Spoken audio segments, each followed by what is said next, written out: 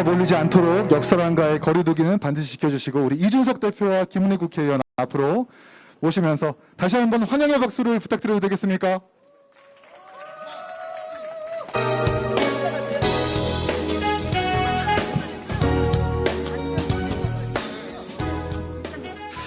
네, 두 분 앉아주시고요.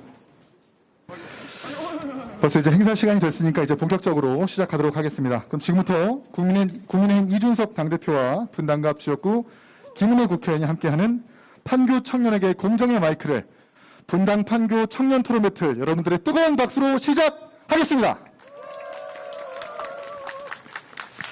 네, 저는 오늘 사회를 맡은 국민의힘 분당갑 당원협의회 소속 성남시 의원 이기인입니다. 반갑습니다. 네, 후덥지근한 날씨에 더 뜨거운 열기로 이곳을 참여해주신 많은 주민 여러분들 진심으로 감사합니다. 그리고 우리 국민의힘 유튜브 채널 옳은소리와 시사포커스를 통해서 온라인으로 참여해주신 많은 국민 여러분들 진심으로 환영합니다. 보수정당이 변하고 있습니다. 완전히 바뀌었다고 말할 수는 없겠지만 그래도 변화하려는 노력들이 국민들에게 다다르고 있다고 생각을 합니다. 그 변화의 지분은 바로 여기 계신 여러분들이 가지고 있습니다. 그 변화의 주주들에게 인사하고 직접 보답하고자 이런 자리를 마련했습니다. 따끔한 충고와 질책의 말씀도 좋습니다. 그리고 쓴소리도 환영합니다. 오늘 주시는 정치권에 대한 건의사항이나 일상에서 겪으신 여러 불공정 사례에 대한 성토의 말씀을 크게 듣도록 하겠습니다. 그럼 본격적인 시작에 앞서 국민의례를 진행하겠습니다. 단상 옆에 태극기를 향해 서주시기 바랍니다. 국기에 대하여 경례.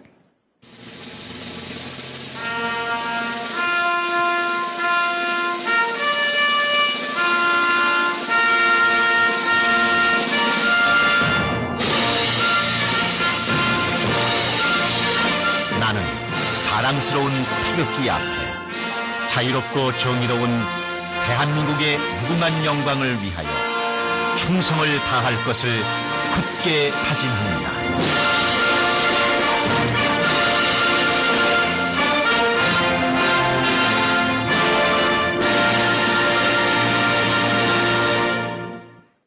바로 애국가는 정부의 방역 지침에 의거해서 비말 차단 및 코로나 예방을 위해 생략하도록 하겠습니다. 이어서 순국 선열 및 호국 명령 그리고 얼마 전 안타깝게 유명을 달리한 서현고등학교 김희성 학생에 대한 묵념을 올리겠습니다. 일동 묵념.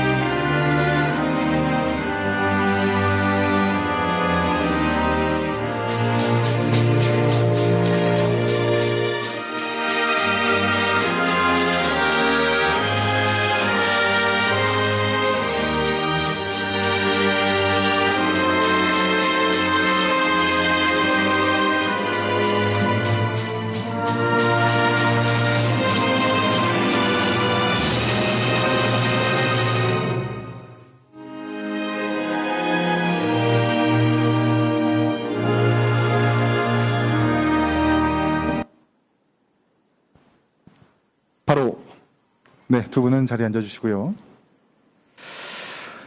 이어서 오늘 참석하신 분들을 소개해드리도록 하겠습니다. 한 분 한 분 소개해드릴 때마다 뜨거운 박수 부탁드리겠습니다. 먼저 대한민국 정치권의 문법을 새로 쓰고 계신 분이죠.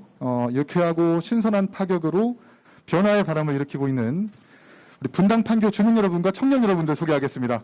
박수 부탁드리겠습니다. 예.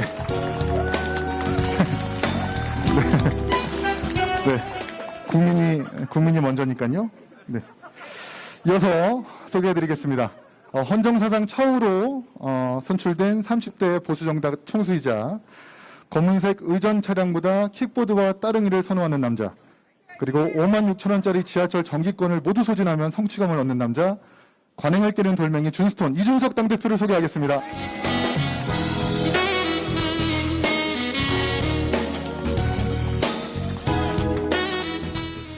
네, 다음으로 이곳 분당 판교를 지역구로 두고 있는 국회의원이죠. 보기와는 달리 밥을 2그릇 이상 먹는 대식가, 비빔밥을 시키면 꼭 냉면으로 같이 먹어야 하는 의견. 이거 대본 누가 쓰신 건지. 국민들이 주신 운을 평생 갖고 살아야 하는 그레이스 킴, 김은혜 국회의원 참석했습니다.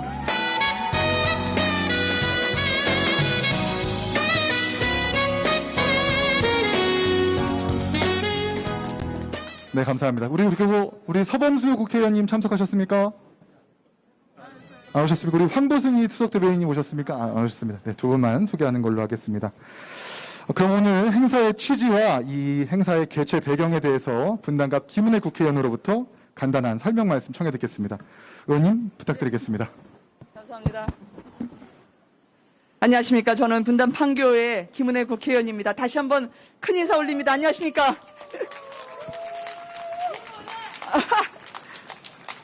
제가 저는 문화방송에 기자로 입사를 했는데요. 사실 그게 93년이었으니까 지금부터 28년 전이었습니다.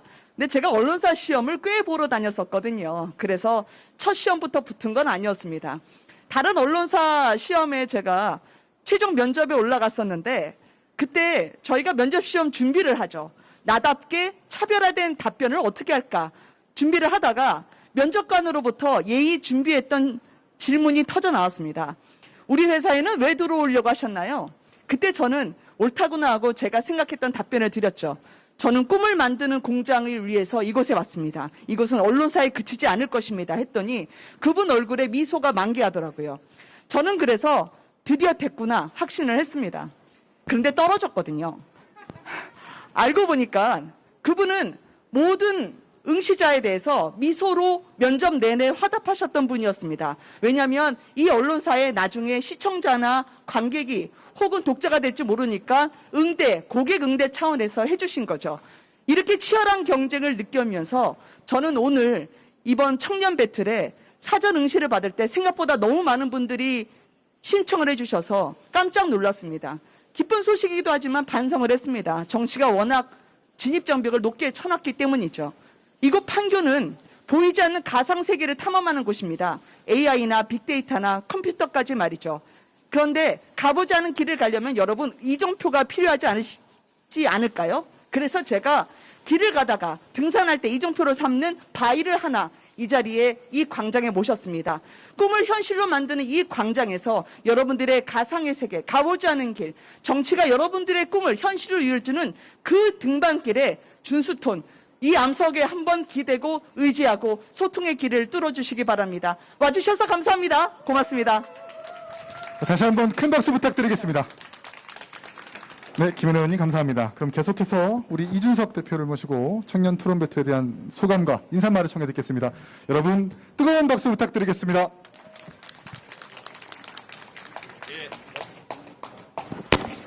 예, 오늘 이렇게 판교에 와서 우리 또 저도 사실 원래 정치인 하기 전에 제 본업이 개발자였습니다. 요즘 한창 말이 많이 나오고 있는 저에 대해서 산업기능요원 병역 비리가 있다고 하는 그 얘기가 바로 제가 개발자로 일하던 시절의 이야기입니다. 그런데 아마 이 동네 분들은 병특하신 분들도 많고 해가지고 그게 무슨 말도 안 되는 소리냐라고 다 아시겠지만은 원래 정치적 공세라는 게 그런 겁니다. 근데 제가요, 정치를 하면서 이미 10년 정도 제가 부침도 있고 했지만은 많이 느꼈던 것은 우리 정치가 굉장히 현실과 괴리되어 있다는 생각을 많이 했어요. 정책을 이야기할 때도 보면은 사실 저도 당대표로서 이제 수많은 정책들을 접하고 판단을 내려야 되지만은 뭉개고 얘기하려고 그러면은 어떤 사안에 대해서도 뭉개고 얘기할 자신이 있습니다. 예. 잘 검토해보고요. 논의한 다음에 알려드리도록 하겠습니다 하면 다 돌려보낼 수 있어요. 근데 제가 정치하면서 그런 걸 굉장히 경멸했습니다. 적어도 어떤 사안에 대해 가지고 국민을 대표해가지고 대신해가지고 판단을 내리기 위해서는 우리 정치인들 스스로 누구보다 공부를 열심히 해야 되는 것이고 적어도 그러한 판단 능력을 가지고 있어야 된다. 그리고 조금 더 밤잠 안 자고 고민할 수 있어야 되는 것이 정치인의 모습이다. 이렇게 생각했어요. 그래서 오늘 아침에 제가 여기 오기 전에 일정이 뭐였냐면요. 제가 존경하는 선배죠. 오세훈 서울시장과 서울시와 우리 당이 당정 간담회를 하는 자리가 있었는데요. 제가 오세훈 시장을 좋아하는 게 뭐냐면은 딱 저희 마주치자마자 제가 따릉이 타고 들어온 걸 보면서 오세훈 시장이 뭐라 그랬냐면요. 야, 이 대표 그런데 저거 따릉이 서울시 들어가서 파악해 보니까 굉장히 돈 많이 드는 사업이더라. 예, 적자 많이 나는 사업이더라. 저는 그래서 오세훈 시장한테 답을 했죠. 그거 적자 많이 사는 사업인데 그거 공무원들이 적자를 당연하게 생각하니까 개선하려는 노력 안 하고 있는 거 아니겠습니까? 만약에 이게 따릉이가 아니라 진짜 민간에서 하는 공유 자전거 사업이었다고 한다면은 그 적자가 어디서 나온지 바로 분석했을 것이고 거기에 대해 대책을 세웠을 것이다. 지금 따릉이의 적자의 대부분은요, 따릉이가 일방통행식 교통수단이기 때문에 발생하는 겁니다. 보통 출퇴근 시간에 한쪽 방향으로 우르르 타고 하고 그거 쌓이면은 1톤 트럭으로 실어 날라가지고 다시 원래 위치로 복귀시키는데 엄청난 비용이 들어가고 있습니다. 이거 그런데요, 민간에서 이미 다 했던 고민입니다. 예전에 단방향으로 쏘카나 아니면 그린카 이런 것들을 운행했을 때 한 방향 타고 가면은 그 다음에 어떻게 다시 원점에 복귀시킬 수 있을까?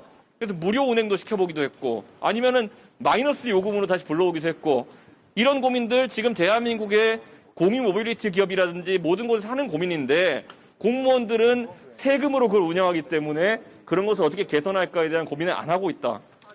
이런 게 요즘 들어서 우리 당에서 있는 대화의 고민입니다. 고민하는 대화의 이런 내용이거든요. 저는 앞으로 우리 정치가 진짜 문제를 해결할 수 있는 능력이 있다는 걸 보여주기 위해서는요.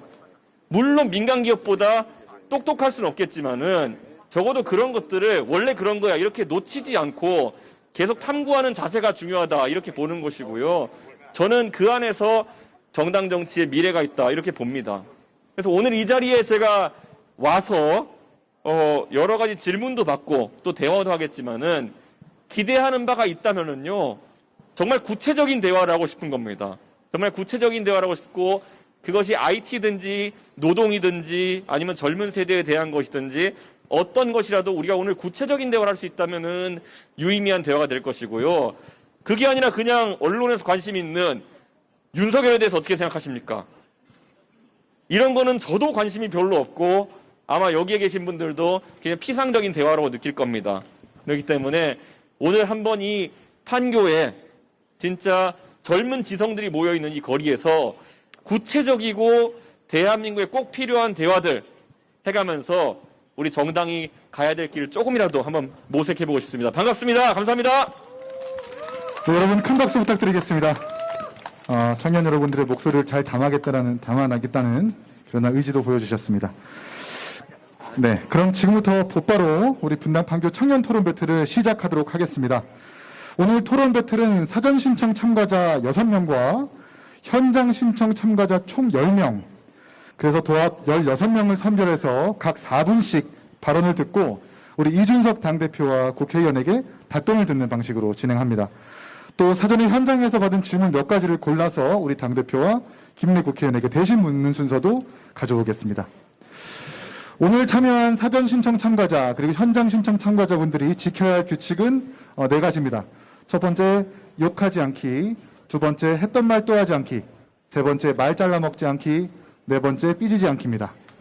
단 고성과 욕설이 아닌 논리로 우리 이준석 당대표와 김은혜 국회의원을 삐지게 하는 행위는 허용 가능합니다. 제가 책임지겠습니다.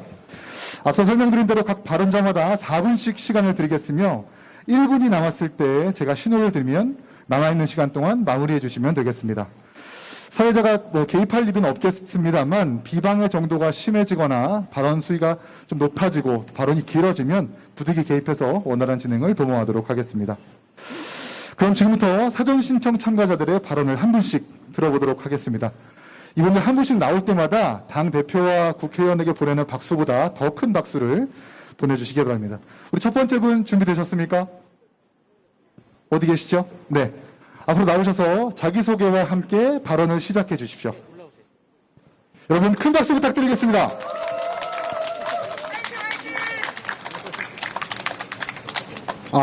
네.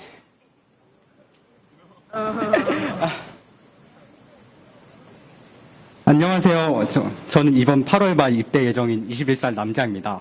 먼저 이 자리를 빌어서 발언할 기회를 주신 김은혜 의원님과 이준석 당대표님께 감사의 말씀드립니다. 뭔가 이 자리에서 말하는 것이 설레면서도 약간 부담감이 느껴지는데요. 네. 제가 말주변이 없고 그리고 대본이 핸드폰에 적혀 있어가지고 핸드폰만 바라볼 것 같아서 제 의견이 잘 전달이 될지 약간 고민이 되기도 합니다. 잡설이 약간 길어진 것 같네요. 본론으로 한번 들어가 보고 싶습니다. 혹시 이 대표님은 정체성 정치에 대해서 어떻게 생각하시는지 묻고 싶습니다. 정치적 올바름, 피시주의라는 개념에 기반한 정체성 정치는 약자에 대한 적극적인 보장이 있어야 한다라는 전제를 두고 있습니다. 정체성 정치의 구체적인 예시를 들면 페미니즘과 최근 이슈인 차별금지법 등등이 있습니다. 미국에서는 이러한 것들의 염증을 느낀 결과 트럼프가 당선되는 상상치도 못한 결과가 나오기도 했습니다. 저는 공정한 사회가 되기 위해서는 또 모두가 정의로움을 느낄 수 있는 사회가 되기 위해서는 정체성 정치를 버려야 한다고 생각합니다. 이 대표님이 비판하신 할당제라는 것도 결국 정체성 정치의 일환이라고 생각합니다. 특정한 정체성의 유무를 기반으로 의사결정을 내리는 것은 모두가 납득하기 힘든 방식이라는 것을 알고 계실 겁니다. 그저 어떠한 정체성이 기녔다, 그러한 이유만으로 만들어지는 법과 제도 그리고 지원 방안은 분명 비효율적이고 정의롭지 않을 것입니다. 보험약관 설명처럼 어느 경우에 얼마 같이 정체성에 따라 특권을 제공하는 일회성 정책이 지속 가능할 리는 만무합니다. 저는 정체성 정치 아래에서 모든 정책은 포퓰리즘으로 전락할 것이라고 생각합니다. 저는 군인들의 처우 개선과 임금 인상, 관련 보상안들이 남성만을 위한 정책으로 폄하되는 것을 원하지 않으며 육아휴직 지원 확대, 경력 단절, 재취업 지원 등등이 이러한 것들이 여성들의 표심을 사기 위한 정책으로 평가절하되는 것을 원하지 않습니다. 현 상황에서 반드시 필요한 정책이나 개선되어야 할 문제점에 대해서는 감정이나 정체성이 아닌 이성과 합리적이고 과학적인 판단에 의거해서 해결해야 할 것입니다.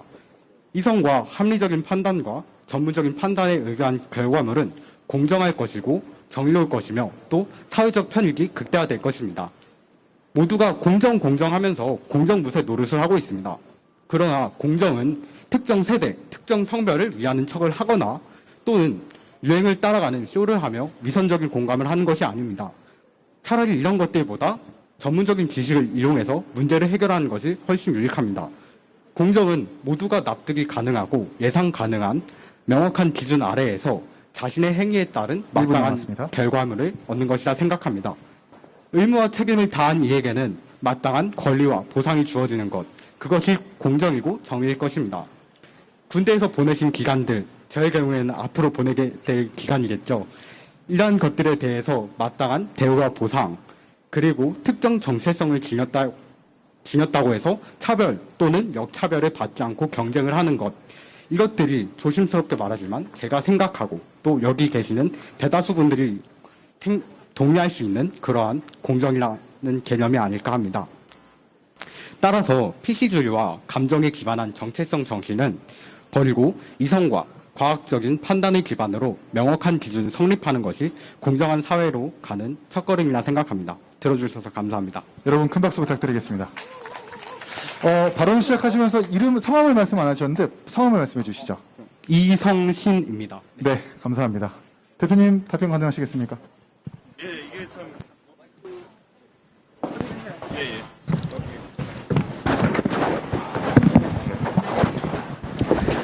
그렇죠. 전 세계적으로 정체성 정치라는 것에 대해 가지고 굉장히 반발 기류가 강합니다. 예. 어디 출신이란 이유만으로, 어디 성별이란 이유만으로, 또 어느 연령대란 이유만으로 특혜를 받아야 되고 그런 것들에 대해서 굉장히 비판이 많지만은 저는 이렇게 생각해요. 그 개인주의와 자유주의가 확대되는 상황 속에서 뭐뭐 다워야 된다 또는 뭐뭐 다움이라는 역할 규정 자체가 굉장히 부정받고 있다고 생각하거든요. 제가 정치하면서 다른 청년 정치인들 진짜 많이 봤거든요. 저랑 생물학적 나이가 비슷한 많은 분들을 봤는데 그분들 입에서는 끊이지 않았던 게 뭐냐면은 청년이란 단어였어요. 근데 놀랍게도 제가 청년 정치의 대표주자처럼 되어 있지만은 제 언론 인터뷰 같은 거 보시면은 제 입에서 청년이라는 단어 거의 안 써요. 왜냐하면 저는 저에게 사람들이 씌우려고 했던 청년다움이라는 것을 거부했기 때문이에요. 자, 청년다움이라는 게 과연 우리 정치하는 젊은 정치인들에게 어떻게 작용했냐면요. 왠지 젊은 정치인이라고 하면은 그 청년 정치인이라는 굴레 안에 들어가가지고 정당에서 활동하면은 청년 일자리, 대학 등록금, 뭐 이런 문제를 다뤄야 될 것만 같은 압박감을 줬어요. 그게 이제 사실 역할 규정이죠. 그런데 저는요, 사실 그런 것들이 굉장히 포괄적이라 생각하거든요. 저는 제가 정치를 시작한 27살 때부터요, 가장 다루고 싶었던 건요, 대한민국의 경제, 교육, 외교, 안보에 대한 제 이야기를 하고 싶었지, 제가 잘할 자신도 없고 관심도 상대적으로 덜했던 청년 일자리 문제나 대학 등록금 문제를 제 문제이고 너랑 여의대가 비슷한 사람들 문제로 규정한 것 자체가 전 굉장히 포괄적이라는 생각했었어요. 마찬가지로 지금 굉장히 뭐 젠더 폴리틱스도 그렇고 그리고 정체성 정치라는 것도 사람에게 역할과 사람에 대한 어떤 특성을 강요하는 경우가 있어요. 그래가지고 그 정체성이라는 거를 아주 단일화해가지고 강요하거든요.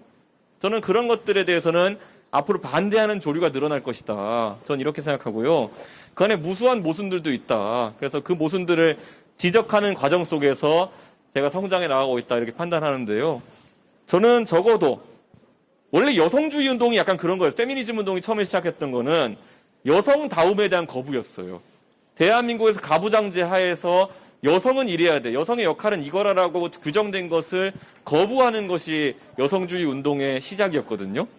그런데 이게 계속 진행되다 보니까 레디컬이라고 하는 그런 분파로 가신 분들 같은 경우에는 오히려 여성을 항상 특정하게 규정하려고 하는 방향으로 다시 흘러갔어요.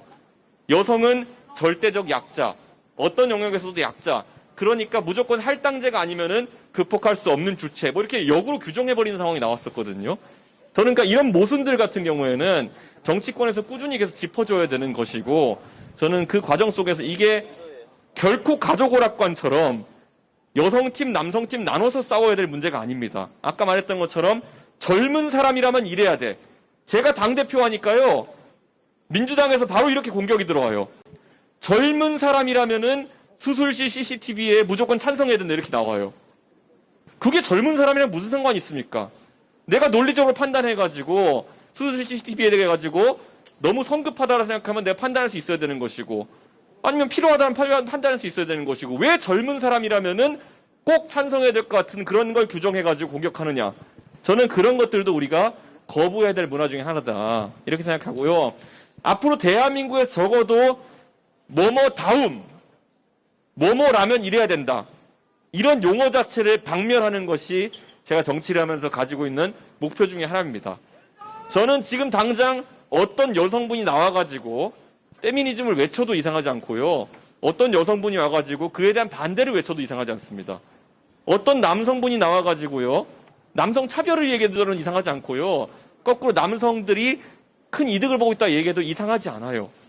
그게 다 각 개인의 생각이어야 되는데, 왜 대한민국에서 정치하는 사람들은 뭐라면 이래야 돼, 호남 사람이라면 진보여야 돼, 영남 사람이라면 보수여야 돼, 아니면은 뭐 대학생이라면 이래야 돼, 젊은 사람이라면 이런 의견을 가지고 있어야 돼, 깨어있는 시민이라면 이래야 돼, 이런 식으로 역할 규정을 하는지, 저는 거기에 대한 거부로부터 우리 새로운 정치가 아마 시작되지 않을까 그렇게 생각합니다.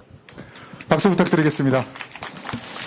네, 우리 20대 이성신 군이 정치에서 정체성을 규정하는 것과 그리고 공정사회로 나아가는 것에 대한 발언을 해주셨고요.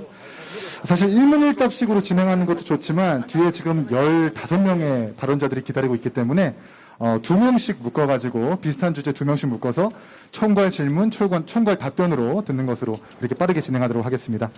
두 번째 참가자 모셔볼 텐데요. 우리 양재훈 발언자님 준비되셨습니까? 네, 우리 두 번째 발언자분들 큰 박수로 맞아주시기 바랍니다. 네, 안녕하세요. 성남의 양재훈이라고 합니다. 이제 사회민주주의적 관점에서 이준석 대표님의 능력주의에 대해서 몇 가지 질문을 드리려고 하는데요. 저는 우선 능력주의라고 하는 것이 뭐 차등적인 지급 그리고 생산성의 향상이라는 측면에서 굉장히 유의미하다고 생각합니다. 그렇지만 이제 그것에 대해서 우려하는 측면은 그것이 사회적 약자들에 대해서 그 비참한 삶을 합리화하는 방향으로 이용될 수 있다라는 측면에서 우려의 시선을 가지는데요. 긴장하지 마시고요. 네, 괜찮습니다. 사실 이게 5분을 준비하고 왔는데 4분이라서 괜찮습니다. 준비해야 됩니다. 그래서 이제 사회를 살아가면 미국 같은 경우에는 IQ 85 미만의 사람들이 15%를 차지하는데 그 사람들은 사실은 군대와 같은 단순 반복 노동 같은 경우에서도 계속 탄피를 제대로 줍지 못한다거나 이런 등의 문제들로 인해서 반복 노동마저도 사실은 그들에게 일자리가 주어지지 않고 있고 그래서 그들의 지능의 이유로 영속적인 빈곤 상태에 놓여져야 하는 경우가 많습니다. 그런데 이런 것들은 사실은 능력주의의 체계 속에서는 해결하기 쉽지 않은 문제라고 생각합니다. 그래서 이준석 대표님께서 그리시는 그 능력주의의 사회 속에서 이와 같이 사회의 복잡성을 따라가지 못하는 IQ를 가지고 있는 사람들이 어떤 대우를 받아야 하는지에 대해서 논의하는 시간을 가지면 좋을 것 같고요. 그리고 이제 이준석 대표님께서 능력주의에 대해 말씀하실 때 거기에 환호하는 또 일부의 극단주의자들은 사실은 능력이 부족하고 그리고 역량이 부족한 사람들이 그에 따라서 비참한 삶을 계속 살아가는 것은 어떻게 보면 당연한 것이다 라고 합리화하는 풍토를 조금 옹호하는 그런 스탠스도 그 능력주의 속에서는 존재한다라고 생각합니다. 그래서 사실 모든 보수주의자들이 그런 것은 아니겠지만 그중에 일부 극단은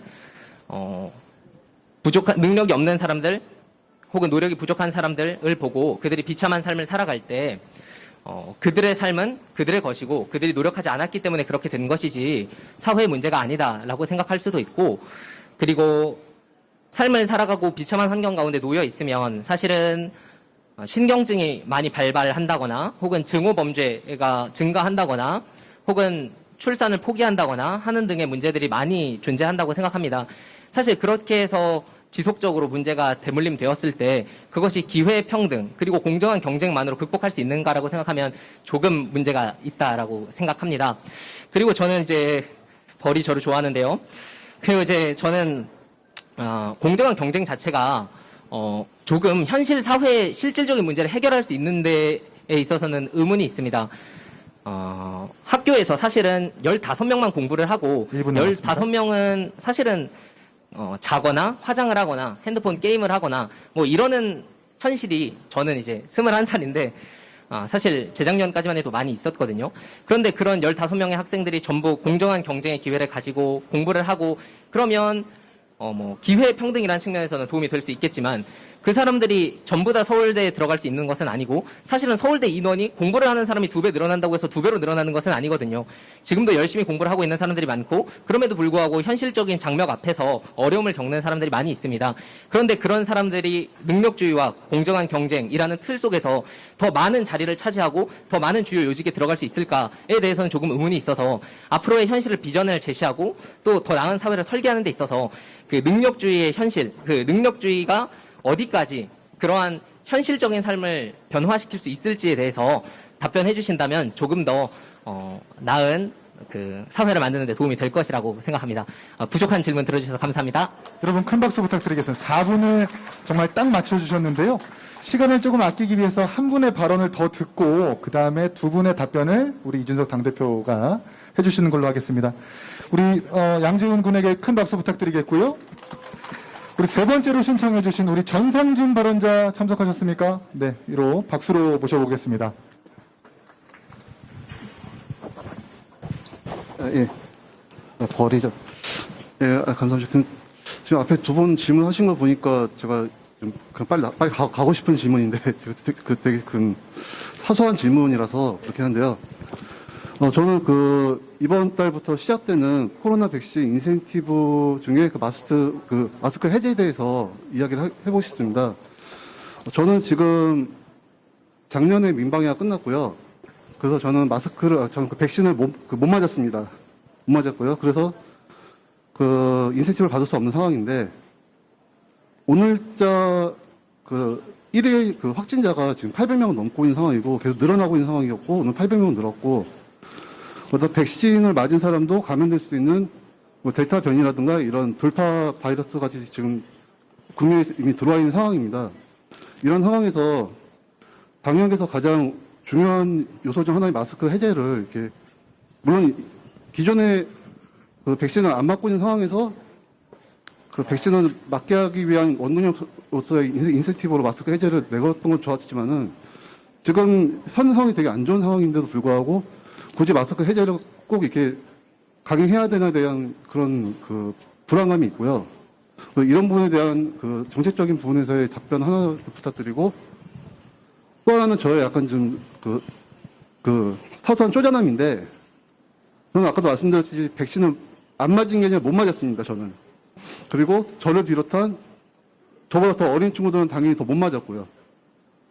여기서 전제를 깔고 들어갈 거는 그 위험군이 먼저 맞아야 된다는 것 자체에 대해서는 당연히 동의하고 이거에 대해서는 불만 없습니다. 하지만은 못 맞은 사람에게 인센티브까지 받지 못하게 되는 것은 이쪽에 차별로 느껴지게 되거든요. 제 입장에서는.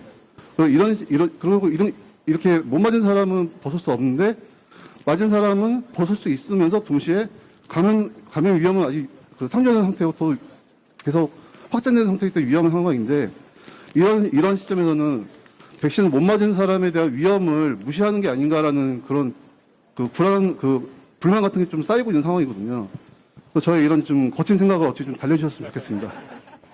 네, 감사합니다. 예, 방금 전에 방역에 관한 질문부터 우선 제가 답변하자면요. 우선 저희 야당에서 파악하고 있는 바로는 여러분도 언론에 접하겠지만 현재 정부와 방역 당국의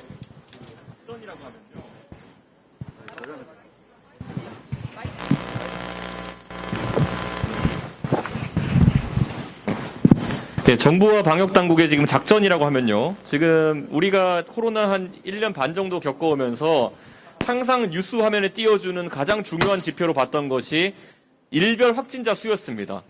근데 일별 확진자 수라는 개념에 따라 가지고 막 방역 조치를 상상시켰다, 낮췄다 이렇게 했는데요.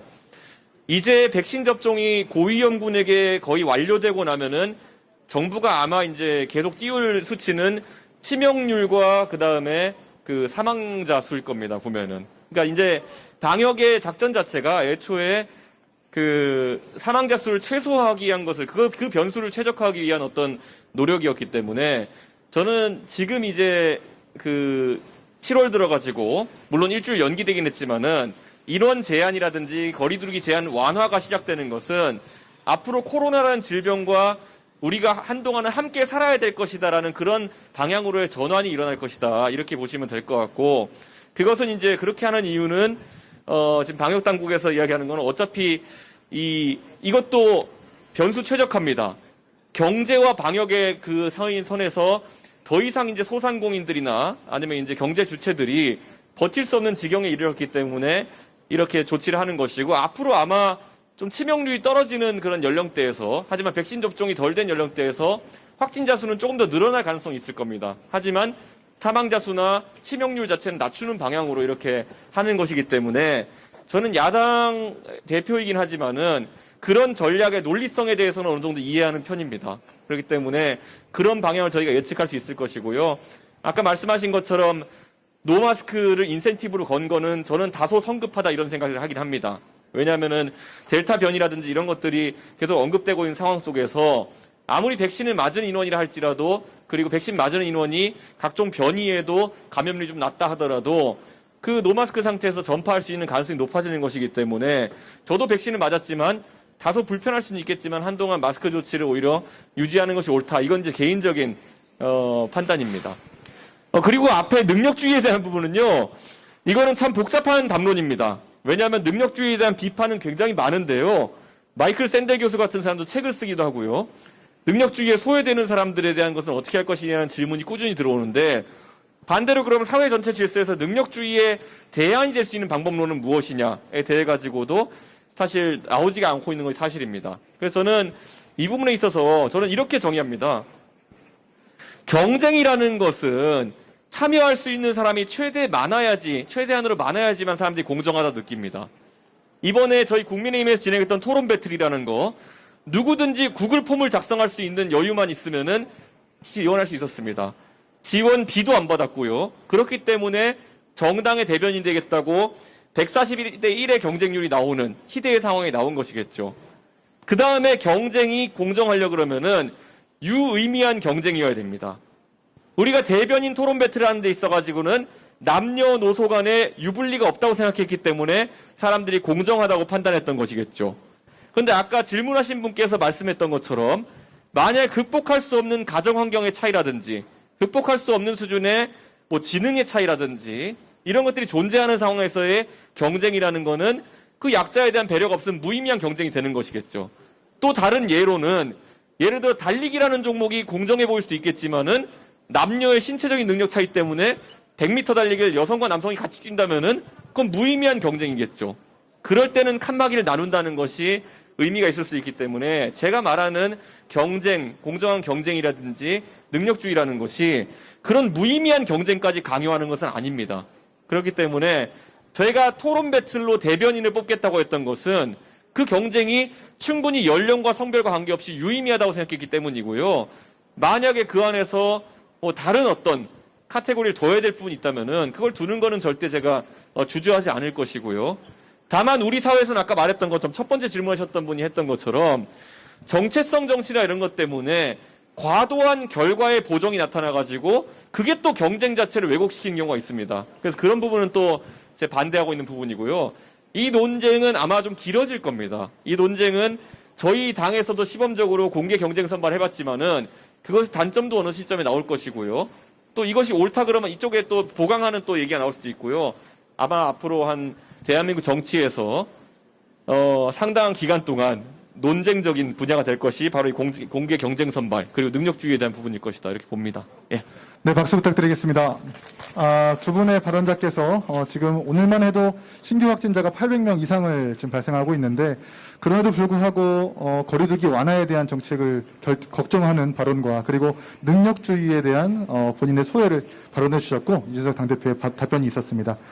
네 번째 발언자의 답변을 듣기 전에 제가 앞서 소개해 드리려고 했다가 못했던 세 분이 있는데 저한테 오셔서 소개하지 말아달라고 부탁하시는데 꼭 소개를 또 해드리고 싶네요.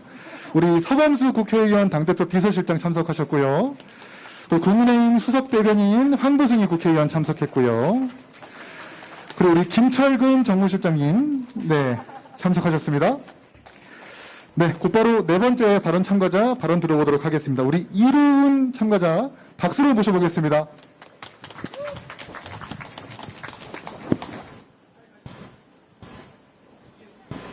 네. 안녕하십니까. 저는 대한의사협회 홍보이사 겸 부대변인을 맡고 있는 이로운입니다. 나이는 38이고요. 저는 협회 부대변인 차원이 아니라 환자를 보는 한 명의 의사의 차원으로서 대표님과 국민 여러분들께 드리고 싶은 말씀이 있어서 이 자리에 나오게 되었습니다.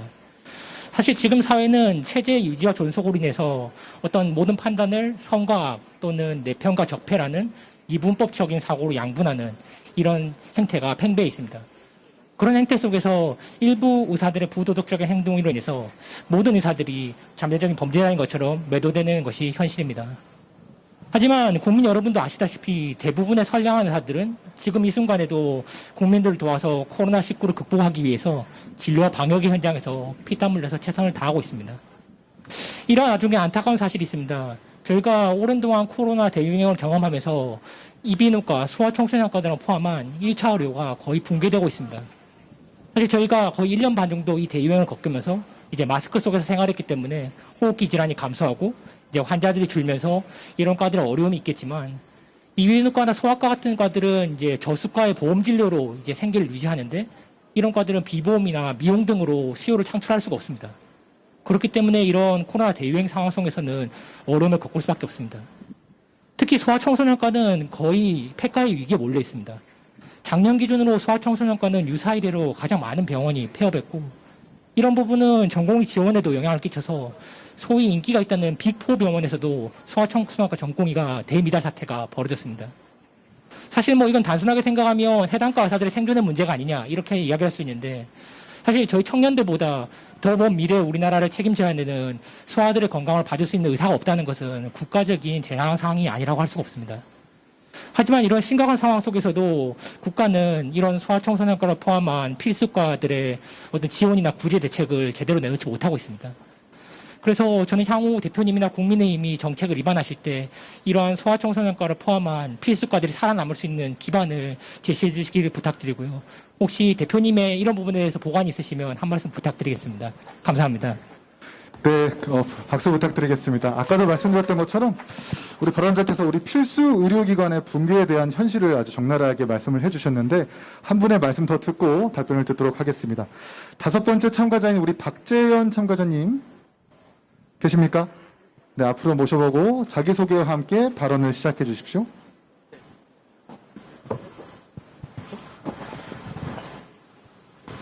네, 안녕하세요. 박재현입니다. 우선 지금 행사가요 정말 불공정하다고 느끼는 게 제가 준비한 그 스크립트는 5분짜리거든요. 근데 지금 사전 발언자들까지 4분으로 맞춰 놓은 거는 이제 의원님들 편하라고 하신 건가요? 국회의원들도 국무위원한테 질문할 때 1분 더 달라고 하잖아요. 근데 왜 1분을 줄이죠? 아닙니다. 더 많은 분들에게 공정하게 더 많은 기회를 부여하고 싶어서 네, 그거는 공정하지 않죠. 왜냐?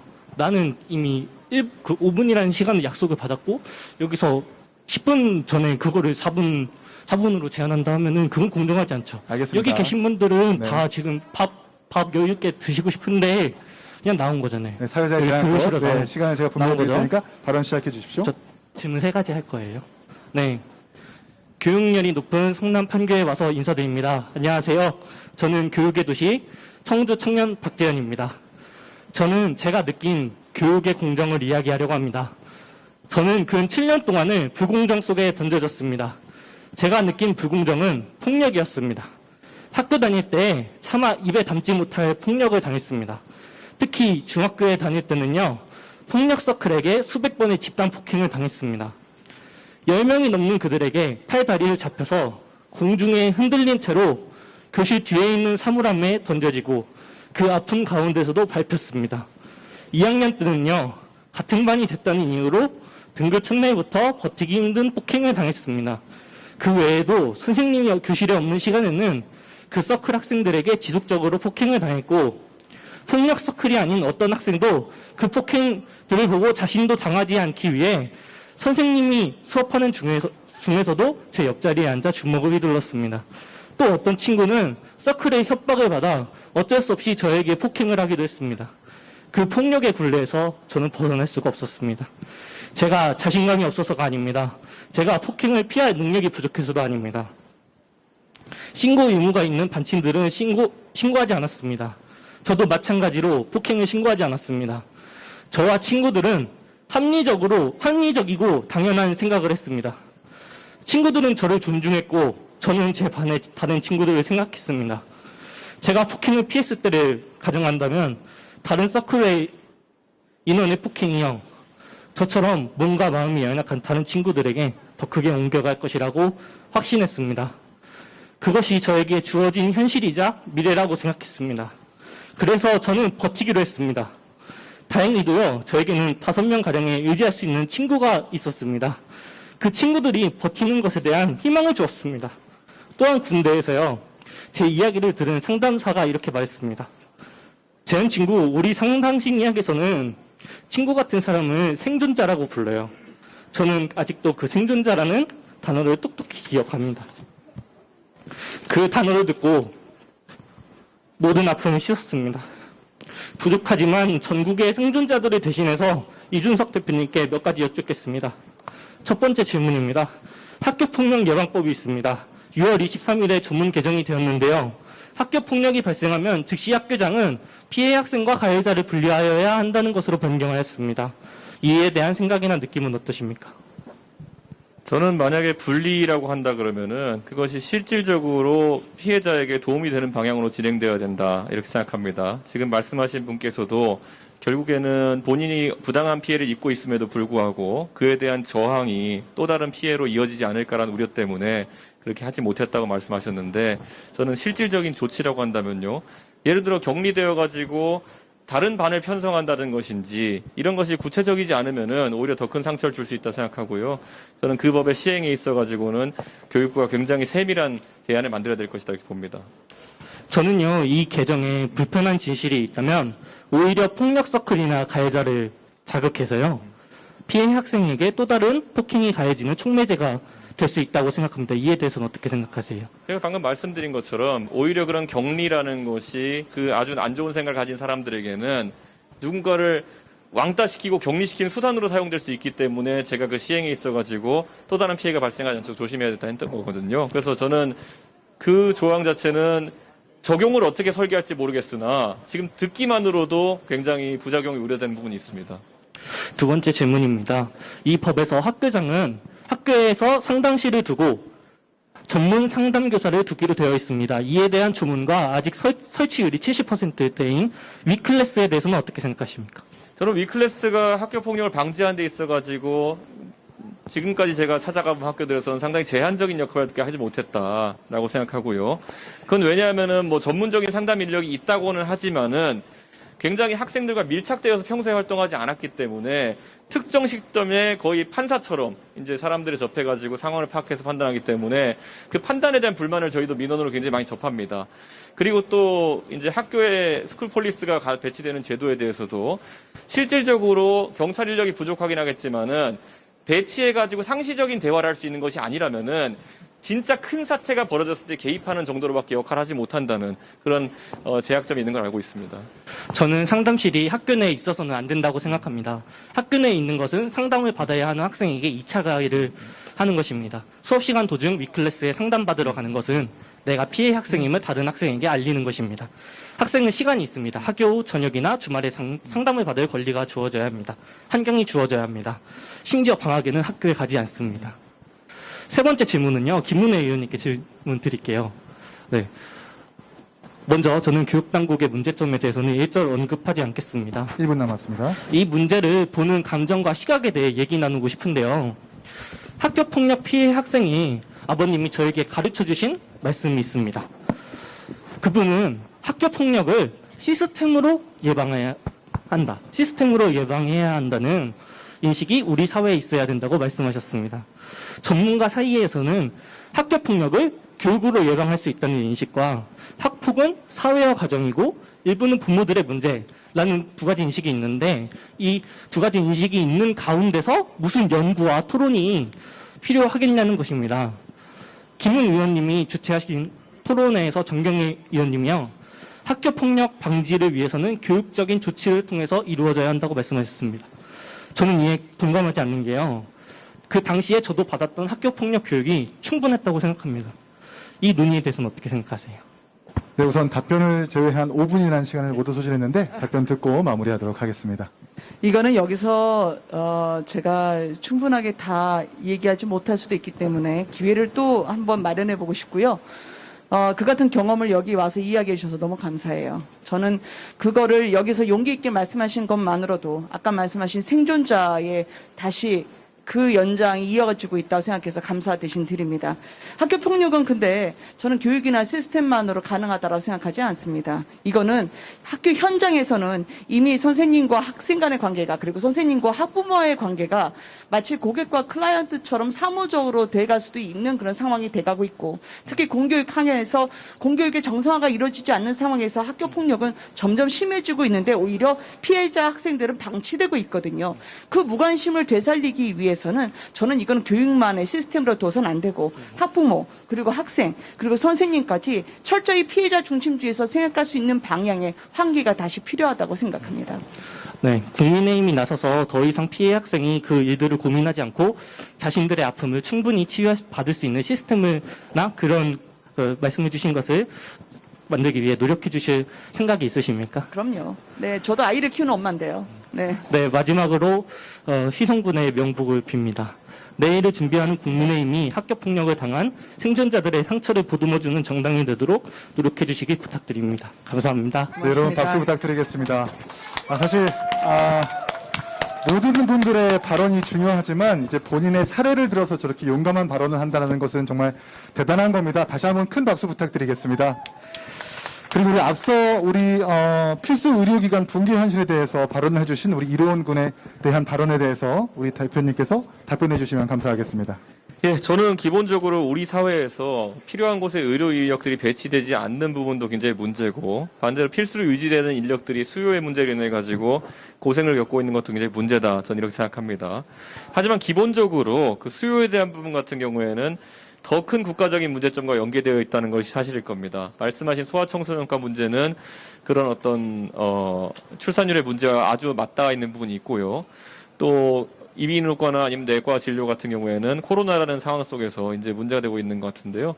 저는 의료 인력들이 물론 전문성, 특정한 전문과를 가지고 이제 활동하고 있는 분들이긴 하지만은 국가적 의료 상황에 따라서 때로는 유연하게 이제 대처를 할 것이 요구되기도 합니다. 특히 코로나 입원 같은 경우에는 검사 인력이나 이런 쪽으로 많은 분들이 봉사해 주시고 했는데 저는 그랬을 때 그들에게 유연함을 강요하기 위해서는 정부의 어쨌든 보상 체계나 이런 것도 굉장히 유연해져야 된다 이렇게 생각하고요.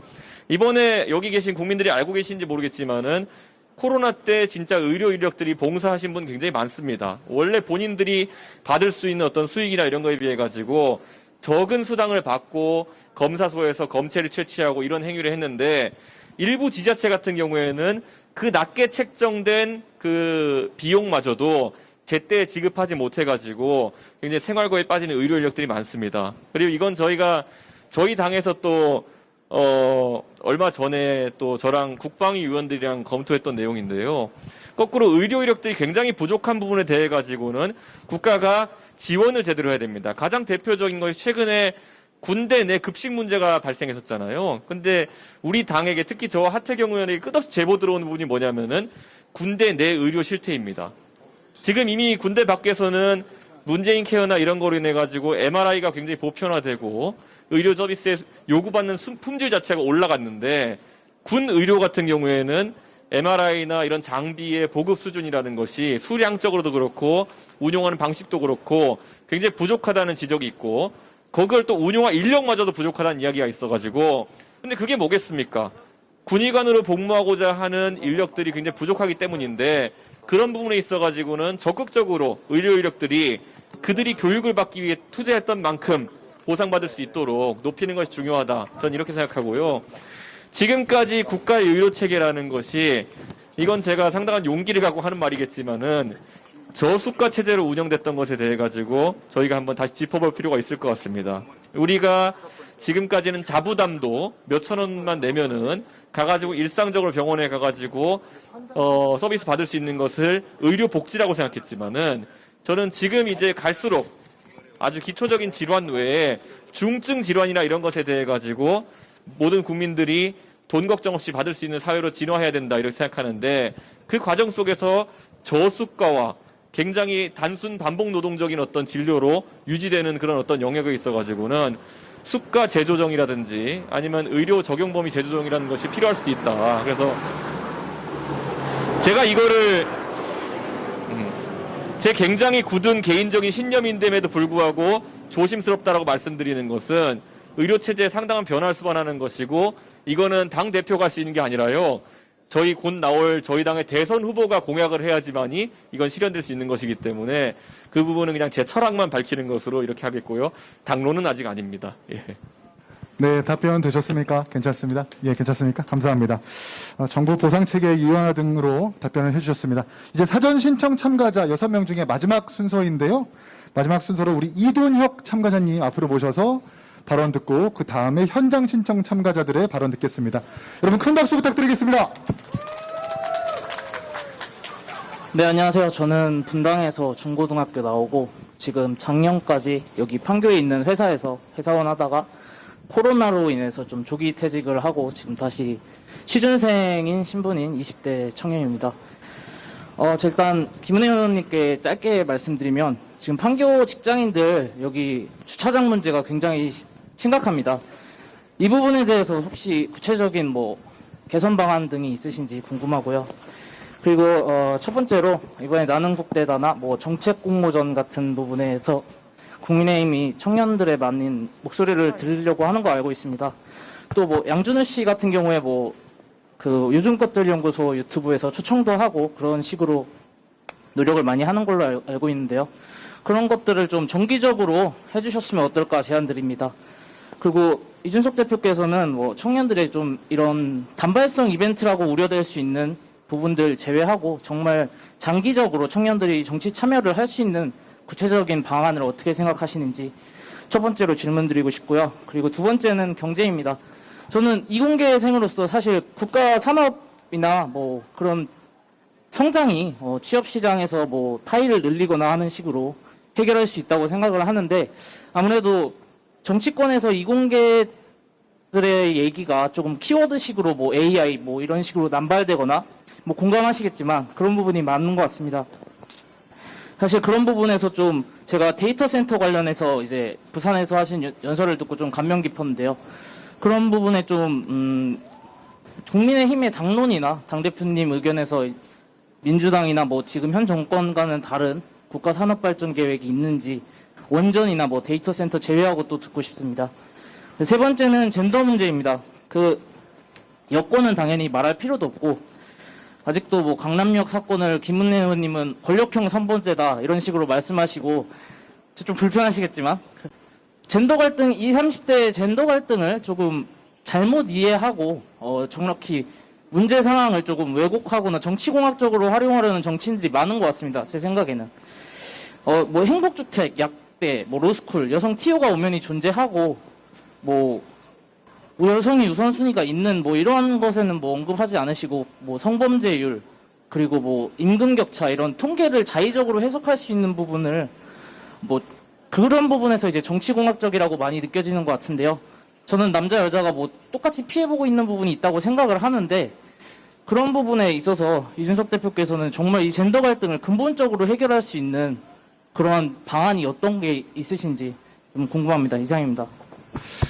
네, 4분의 시간을 모두 쓰지 않으셨는데 답변 가능하신 우리 해주시면 감사하겠습니다. 답변해 주십시오. 주차장 문제부터 먼저 답변을 드리고자 한다면 사실 분당은 30년이 됐는데 판교는 여기에 많은 청사가 들어오고 아파트 단지가 있다 하더라도 주차장이 상대적으로 부족합니다. 그래서 오는 청년분들도 사실 판교에 사시지 못하는 분들도 굉장히 많거든요.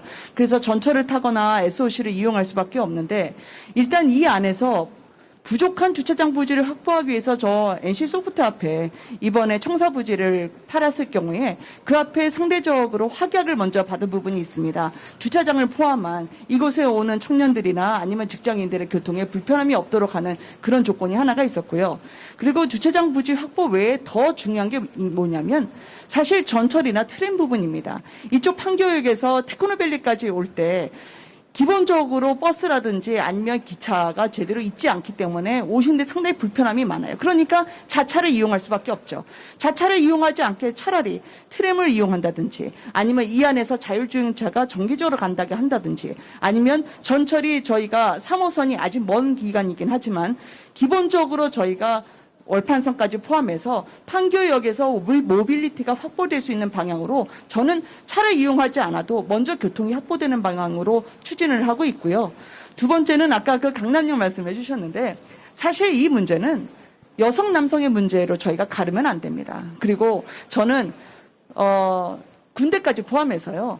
자신이 국가에 의해서 일정 정도의 희생을 한 경우에 대해서 국가는 어떤 식으로든 보상을 해야 된다고 저는 생각을 하는 사람이고요. 그리고 청년들에게 부족한 건 여성 남성이냐가 아니라 공정하자는 그 툴이 예측 가능하고 즉 내가 노력하면 그 노력한 만큼 보상을 받을 수 있다. 그 부분에 대한 기대가 실현 가능하냐. 이 부분에 대해서 투명한 공정의 룰을 마련해 주는 게 국가나 정치인이 해야 될 역할이라고 생각을 하기 때문에 범죄나 뭐 여성이 피해자다 혹은 남성이 더 피해자다라는 식으로 가르는 것 자체는 책임 있는 정치가 아니라 생각하기 때문에 이건 나중에 대표님 통해서든 저를 통해서든 또 한 번의 이야기가 있으면 좋겠습니다. 예, 대표님.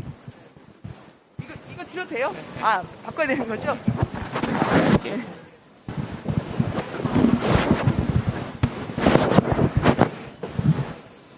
예, 우선 뭐 판교 지역의 교통 문제라고 하는 건요. 역시 주차장 확충도 중요하겠지만은 대중교통의 리치가 어디까지 가느냐가 굉장히 중요할 것 같고요.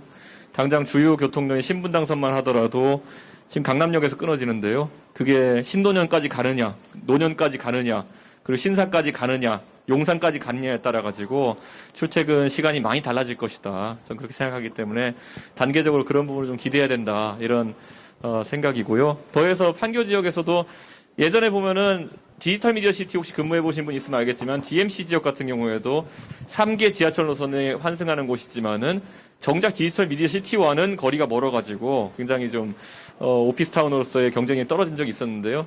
그걸 해결하는 부분이 아마 소위 라스트 마일 모빌리티라고 하는 그런 영역이 아닐까라는 생각을 합니다. 그래서 그런데 지금 우리나라에서는 킥보드부터 라스트 마일 모빌리티 이용하는데 굉장히 많은 제약이 들어갑니다. 아무래도 안전사고 우려나 이런 것 때문에 그럴 텐데요. 저는 그런 것들, 예를 들어 젊은 사람들이 많이 이제 존재하는 공간 속에서는 조금 더 특례 조치를 완화할 수 있는 부분이 있지 않을까 하는 생각이 들어가지고 그런 시도들을 아마 저희가 창의적으로 해봤으면 좋겠습니다. 그리고 저는 젠더 문제나 이런 것들이 있어가지고는요. 결국에는 우리 사회에서 저는 이건 정권 비판을 좀 해야겠는데요. 문재인 정부가 성장을 포기했기 때문에 이런 일이 발생한다라는 얘기를 하고 싶습니다. 지금까지 성장이 지속되던 시기에는 어떻게 사람들이 인식했냐면요. 잘 사는 사람도 조금 덜 잘 사는 사람도 나의 오늘이 어제보다 낫다는 생각이 있으면은 그렇게 불만이 없습니다. 그런데 문재인 정부 들어서 또는 그 조금 전부터도 우리나라의 성장이라는 것이 아니면 일자리라는 것이 정체되거나 줄어든다는 생각이 들면서 내가 더 행복해지기 위해서는 다른 사람이 불행해져야 되는 상황까지 도달하게 된 거다. 저는 이렇게 봅니다.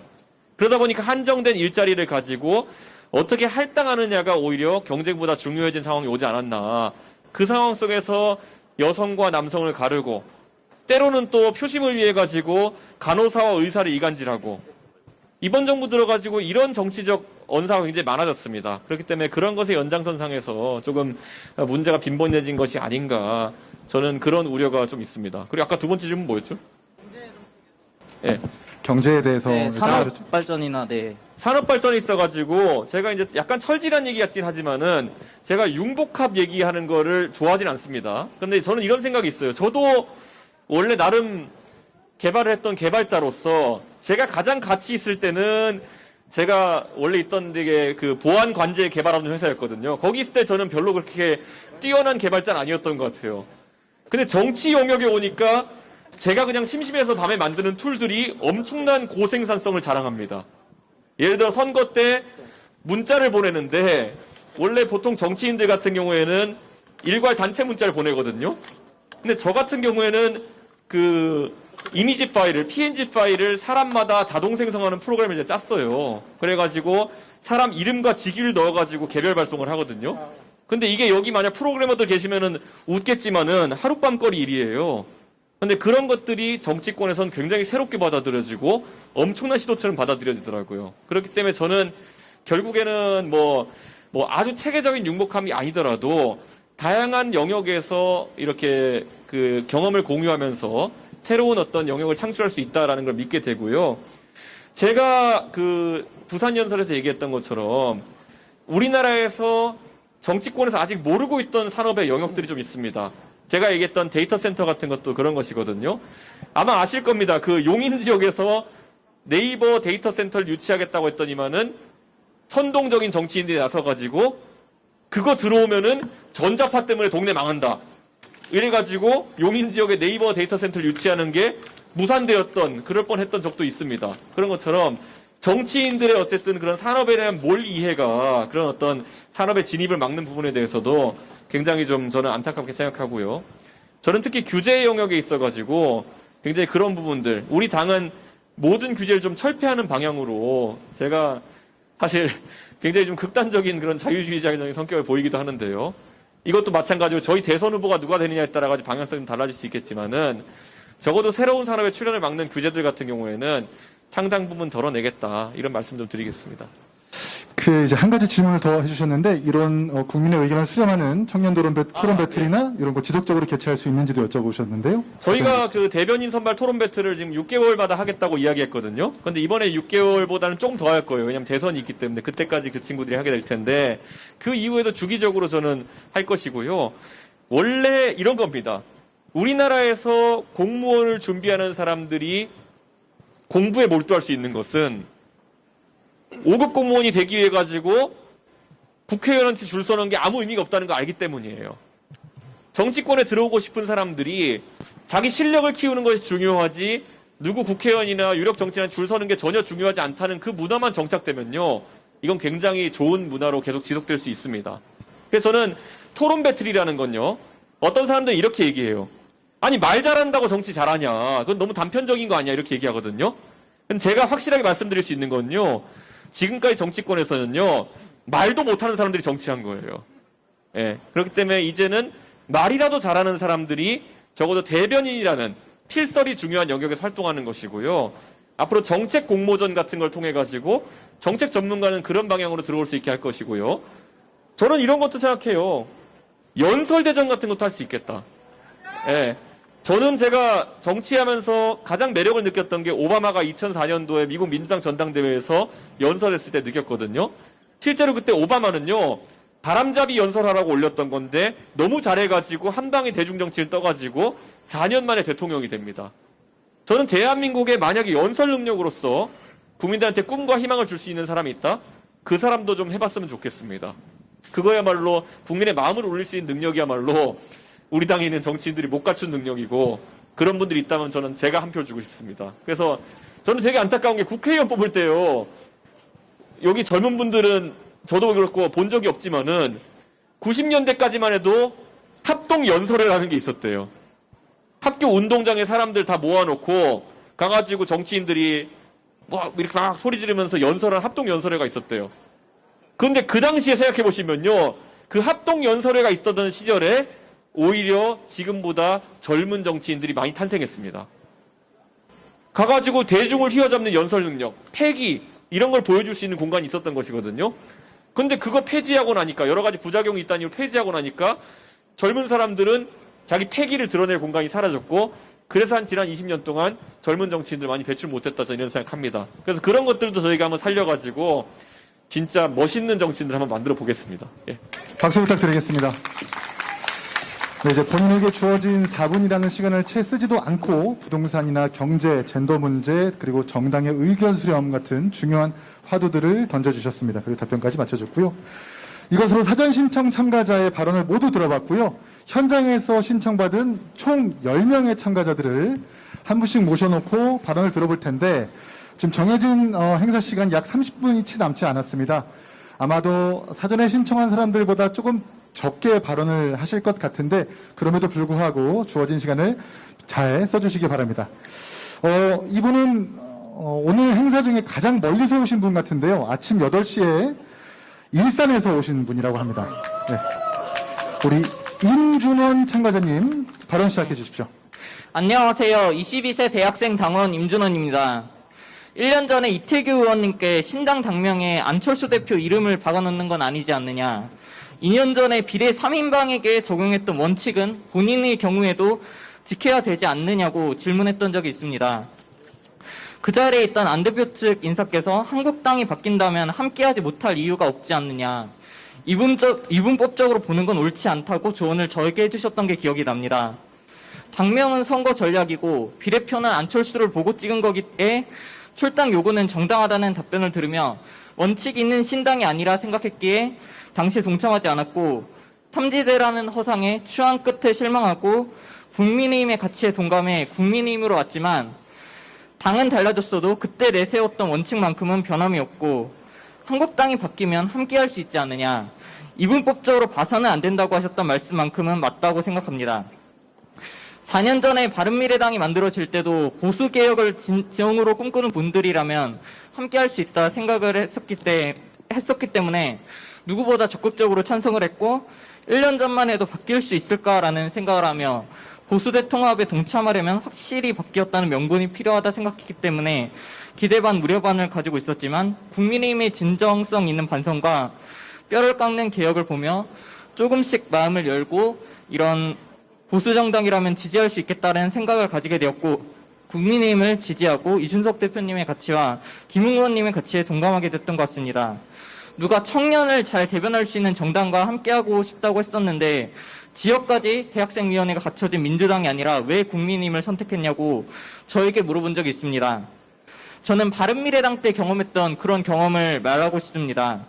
20살 내내 만 19세 선거법으로 인해 대학위조차 경험하지 못하고 21살에야 청년 조직이 거의 와해된 상태에서 중앙에서 바로 시작하는 바람에 터스를 겪었었고, 3년 전 19살 때 전당대회는 당의 비전을 말한 자리여야 한다고 생각했기 때문에 비록 당대표 후보 앞에서 대선주자 이름팔이를 하시는 건 아니지 않냐고 했다가 쟤는 우리 편이 아니니까 임명하면 안 된다고 말을 들었었고, 또 개방형 당직이라는 개파가 아닌 능력에 따라 누구나 들어올 수 있다는 개방형 당직의 상수화를 꿈꿨지만 그것도 좌절이 되었었고, 처음에는 안철수 대표 중심으로 리모델링을 한다더니 지역주의로 회귀하고 바른미래당의 가치를 훼손시킨 손 대표의 원칙 없는 통합을 당내 청년들과 반대하려는 시도를 했었지만 당 지도부에 의해 무산되었던, 그리고 존립 이유를 스스로 부정하는 정당은, 국민도 이해 못할 꼼수를 선거 전략으로 포장하는 정당은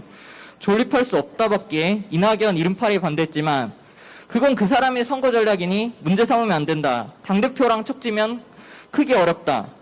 모난돌이 정맞는다는 말을 들었던 1분 남았습니다. 그 가치도 지키고 싶은 것들이 많았지만 그 목소리 냈지만 그 제대로 어느 것 하나 지킬 수 없었던 삼지대에서 쓰디쓴 경험을 통해 제가 배웠던 것은, 누군가의 추천을 통해서 올라가게 되면은 내 목소리를 제대로 낼 수 없다. 또 세월은 흘러가고 나이는 먹어가기 때문에 나이를 정체성으로 삼는 것이 아니라 다양한 청년들의 고민을 대변하고 정책을 제시하고 설득하는 능력을 갖추어야만 한다는 것이었기 때문에, 위원회만 많고 청년을 청와대 비서관에 할당해 준다고 해서 청년을 잘 대변할 수 있다 보지 않습니다. 청년이 스스로 목소리 낼 수 있는 정당만이 청년뿐만 아니라 국민을 잘 대변할 수 있다고 생각하는데, 그것을 증명하는 국민의힘만의 가장 큰 두 가지 강점은 토론 배틀과 같은 개파나 연줄이 없어도 능력이 있으면 누구나 들어올 수 있는 마무리. 개방성과 다른 목소리에도 귀를 기울일 수 있는 포용성이라고 생각합니다. 이런 개방성을 증명할 수 있는 개방형 당직 제도가 10년 뒤에도 20년 뒤에도 계속되었으면 좋겠다는 생각이 있는데, 이준석 대표님께 개방형 당직 제도의 상설화에 대해 질문드리고 싶습니다. 네, 여기서 4분 가지고 있는 시간을 모두 썼고요. 지금 거의 당대표의 다음 일정상 한 세 분 정도씩 묶어가지고 총괄 답변을 들을 수 있도록 그렇게 하겠습니다. 예. 내려가 주시고요. 네. 두 번째 발언자를 먼저 모셔놓고, 예, 제가 당대표 있는 한 이 개방형 당직이라든지 아니면 공개 경쟁 선별 같은 경우에는 꾸준히 이어나가도록 이렇게 하겠습니다. 다만 그렇게 할 수 있는 당직들에 한해서 하는 것이고요. 또 반대로 민주주의적으로 선출해야 될 당직이 있다 그러면은 그건 선출에 의존하는 방식으로 갈 것이고요. 하지만 한 가지 확실한 건요. 제가 이번에 전당대회 대표가 되면서 저희 캠프라는 게 없었습니다. 제가 그 공보 담당하고 또 그리고 저 수행 담당하던 우리 도와준 사람 2명 빼고는 캠프가 없었기 때문에 제가 어느 누구에 빚진 게 없기 때문에 그 사람들에게 제가 임의로 당직을 꽂아주고 이렇게 하진 않을 겁니다. 예, 아닌 사람들한테. 예. 네, 감사합니다. 바로 두 번째 질문자 모셔보겠습니다. 우리 오현석 참관자님 앞으로 모셔서 발언 듣도록 하겠습니다. 역시나 제한된 시간은 4분 잘 지켜주시기 바랍니다. 자기소개와 함께 발언 시작해 주십시오. 네, 안녕하세요. 저는 26살 판교에 사는 대학생 오현석이라고 합니다. 제가 질문 드릴 거는 크게 세 가지인데요. 첫 번째는 최근에 청년 비서관 임용 문제에 있어서 청년들의 가장 민감한 것인 공정에 대한 이슈에서 이번 현 정부에 대해서 분노와 비난을 하시는 분들이 많은데요. 근데 이에 비해서 저희 국힘당에서는 반사적으로 공정하다. 젊은 당대표도 선출되었고 청년 대변인도 토론으로 뽑고 있다는 그 참신한 그 시도를 하신 덕에 굉장히 좋은 평가를 받고 있는데요. 이런 평가가 반짝 평가가 아니라 계속돼서 공정에 있어서는 좋은 평가를 계속 받을 수 있도록 하려면 이제 당에서 어떤 식으로 공정에 대한 가치나 어떤 가치를 가지고 계시고 어떤 비전을 갖고 계시는지 저는 여쭙고 싶고요. 두 번째는 아까 대변인도 토론으로 이제 뽑으신다고 하셨잖아요. 근데 이런 제도를 다른 지명직에서도 차용하실 계획이 있으신지, 아니면 공천 같은 경우 그런 있으신지, 이에 따라서 앞서 말씀하셨던 말만 잘하는 정치인이 나타나는 게 아닌가, 능력이 없지만 말만 정말 화려하게 하시는 분들이 나타나신 게 아닌가 하는 우려에 대해서는 어떻게 설득을 하실지 좀 여쭙고 싶고요. 마지막으로는 지금 강남역에서도 말씀하셨다시피 최근 들어서 성장이 정체가 되셨다는 말씀을 많이 하셨거든요. 그래서 그렇다면 국힘당에서는 이 성장에 대해서 어떤 식으로 성장을 해야 되고, 최근 들어서는 사실 성장과 분배에서 떠나서 분배를 어떤 식으로 분배를 할 것인가에 대해 집중이 되고 있는데, 이것을 탈피해서 어떤 식으로 성장을 해야 될 것인지, 전 그 부분에 대해서 어떤 생각을 갖고 계신지 궁금합니다. 바로 마치셨습니까? 네. 제한된 시간을 다 쓰지 않았기 때문에 곧바로 짧게 대표님께서 답변해 주시기 바랍니다. 저는 성장 담론 같은 경우에는요, 저희가 경제 체제를 크게 바꿔야 된다. 그래서 저는 지금 우리나라에서 경제에 있어서 가장 큰 문제는 독점이고요. 저는 그리고 경제 승수 효과를 누리지 못하는 상황에 있다, 저는 이렇게 보거든요. 저도 이제 IT 업계에 있어봐서 그런지 모르겠지만은 IT 영역에 있어가지고 전혀 승수 효과를 누릴 수 없는 형태로 많은 사업들이 진행됩니다. 예를 들어 정부 기관에서 발주하는 수많은 사업들 굉장히 폐쇄적으로 운영되는 경우 있습니다. 한 기관에서 개발한 것이 아주 비슷한 기능을 함에도 불구하고 다른 기관에서 똑같이 발주를 내야 되는 경우가 있고, 만약에 한 기업이 우수한 솔루션을 만들었고 약간의 수정만으로 다른 곳에서 납품할 수 있다든지 하게 된다면은 굉장히 그거는 효율적으로 사업을 영위할 수 있을 텐데 그게 아닙니다. 기관별로 굉장히 독특한 요소들 일부러 집어넣고 전용 시스템 만들어버리는 경우도 있고요. 미디어의 측면만 본다 하더라도요, 저작권법 같은 것이 제대로 정비되어 있지 않기 때문에 한쪽에 쓴 저작물을 정당한 대가를 지불하고 다시 재활용해서 2차 저작을 하는 행위들, 이런 것들이 굉장히 제약되어 있습니다. 예를 들어서 우리나라에 제가 몇 번 언급했지만은 한국방송공사 KBS와 한국교육방송공사 EBS 같은 경우에는 국민의 준조세에 해당하는 시청료로 이제 수신료로 운영되는 그런 기관이거든요. 그렇다고 한다면은 저는 그 저작물들 같은 경우에는 수신료를 거의 다 내는 국민들에게 있어가지고는 제작 원가를 냈으니까 자유저작권을 허용해야 된다, 이렇게 생각하거든요. 자, 그렇게 하거나 아니면은 공정 이용을 누구나 원하면은 아주 적은 대가만 지불하고 그래서 2차적인 활용을 할 수 있어야 된다, 이렇게 생각하거든요. 그렇게 했을 때 예를 들어 지금 뭐 MCN을 하시는 분들이라든지 뭐 유튜브 하시는 분들 같은 경우에 시사 컨텐츠 이런 거 하시는 분들 많잖아요. 근데 국가 공영방송인 KBS에서 만든 자료 화면이나 이런 것들을 자유롭게 쓸 수 있다고 한다면은 훨씬 많은 부가가치를 창출할 수 있는 것이거든요. 근데 그런 것들이 지금 다 막혀 있어요. 저는 그렇기 때문에 국가에서 세금을 들여가지고 한 사업들, 그것이 소스 코드든지 아니면은 API 형태로 제공되는 공공 데이터든지 아니면은 한국방송공사가 제작한 컨텐츠든지 이런 것들이 민간에서 승수 효과를 낼 수 있도록 자유롭게 공유되고 개방되어야 되는 것인데 이것에 대한 체계 자체가 확립이 안 돼 있습니다. 그렇기 때문에 저는 그런 부분을 상당히 활성화시켜야 된다. 이거 저희 당의 대선 공약에 제가 어떻게든 집어넣을 거고요. 그런 것들로 인해 가지고 젊은 세대는 사실 그런 것에 가장 빠르게 적응할 수 있는 세대입니다. 예를 들어서 우리나라에서 만들어진 그런 컨텐츠들을 바탕으로 예를 들어 과거에는 유튜브란 플랫폼 자체에 대해 가지고 우리가 굉장히 거부감을 가지고 있었던 적도 있었어요. 돈 벌어가지고 다 전부 다 유튜브에 갖다 주는 거 아니냐. 근데 최근에 유튜브 트렌드나 이런 것들을 보면은 우리나라에서 만든 컨텐츠들이 컨텐츠 따라가지고는 동남아 같은 시장에서 굉장히 넓게 퍼져가면서 해외에서의 수익을 벌어들이는 경우도 있거든요. 제가 들어보니까 가장 그렇게 해외로 잘 뻗어나가는 컨텐츠가 애견 컨텐츠라 그러더라고요. 우리나라에서 예쁜 강아지는 동남아에서도 예쁘다, 뭐 이런 개념인 것 같은데 저는 우리가 이런 발상의 전환을 해가지고 컨텐츠 산업이나 아니면 이런 것들을 좀 공유 개방으로 이끌어야 되는 것이 아니냐, 그런 발상의 전환은 필요하다 이렇게 생각합니다. 감사합니다. 답변해 주셨습니까? 감사합니다. 박수 부탁드리겠습니다. 네, 세 번째 참가자의 현장 발언과 답변까지 마쳤습니다. 곧바로 네 번째 참가자의 발언 들어보겠는데요. 우리 이도현 참가자님 앞으로 모셔놓고 제한된 시간 4분 내에서 발언 들어보도록 하겠습니다. 이도현 참가자님 계십니까? 안 계시면 식사하러 가셨습니까? 알겠습니다. 다음 참가자 넘어갈게요. 다섯 번째 참가자인 우리 김용원 참가자님 계십니까? 네, 앞으로 나오셔서 자기소개와 함께 발언 시작해 주십시오.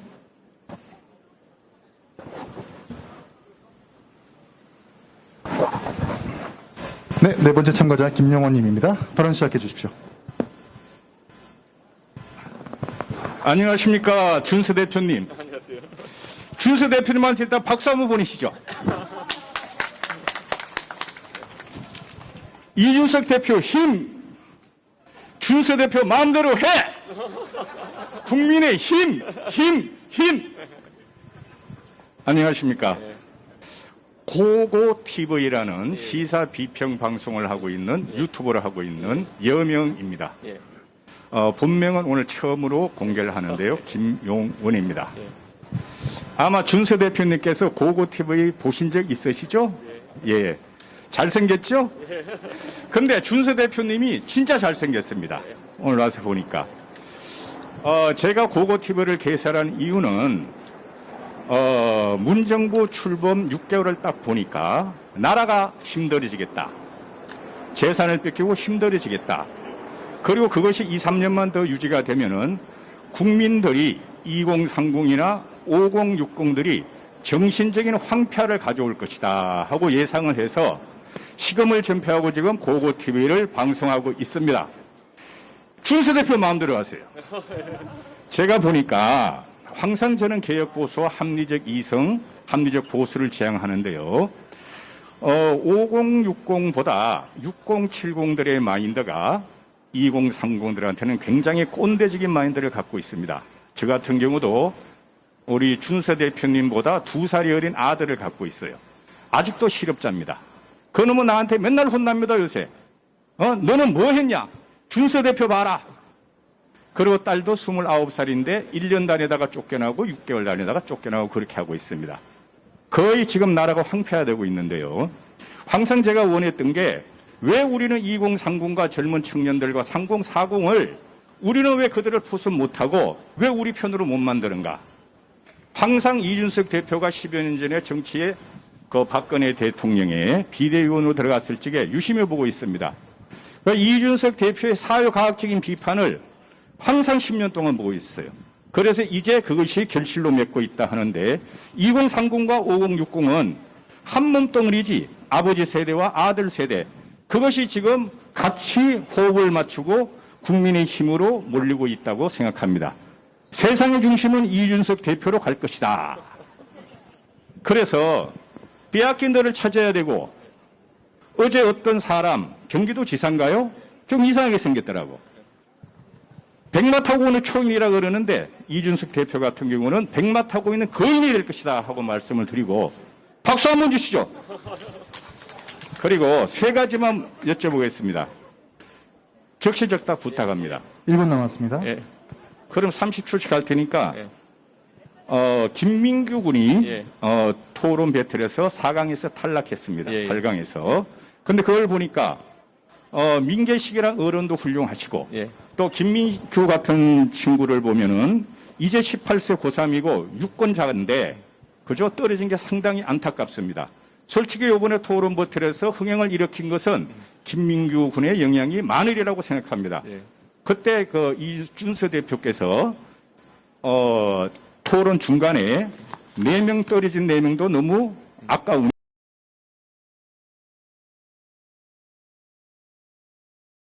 대통령을 좋아하는 사람이고 너무 좋아하기 때문에 저 친구랑 밥 먹으면서 정치 얘기하면 안 돼. 이거야말로 가장 비극적인 단절입니다.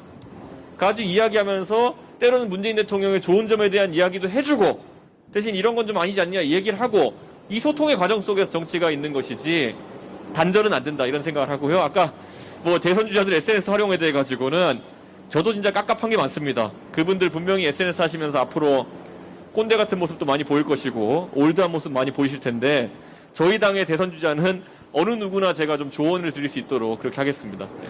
자, 마지막으로 인사드리겠습니다. 예. 제가 예. 이철이가 굉장히 부럽더라고요. 예.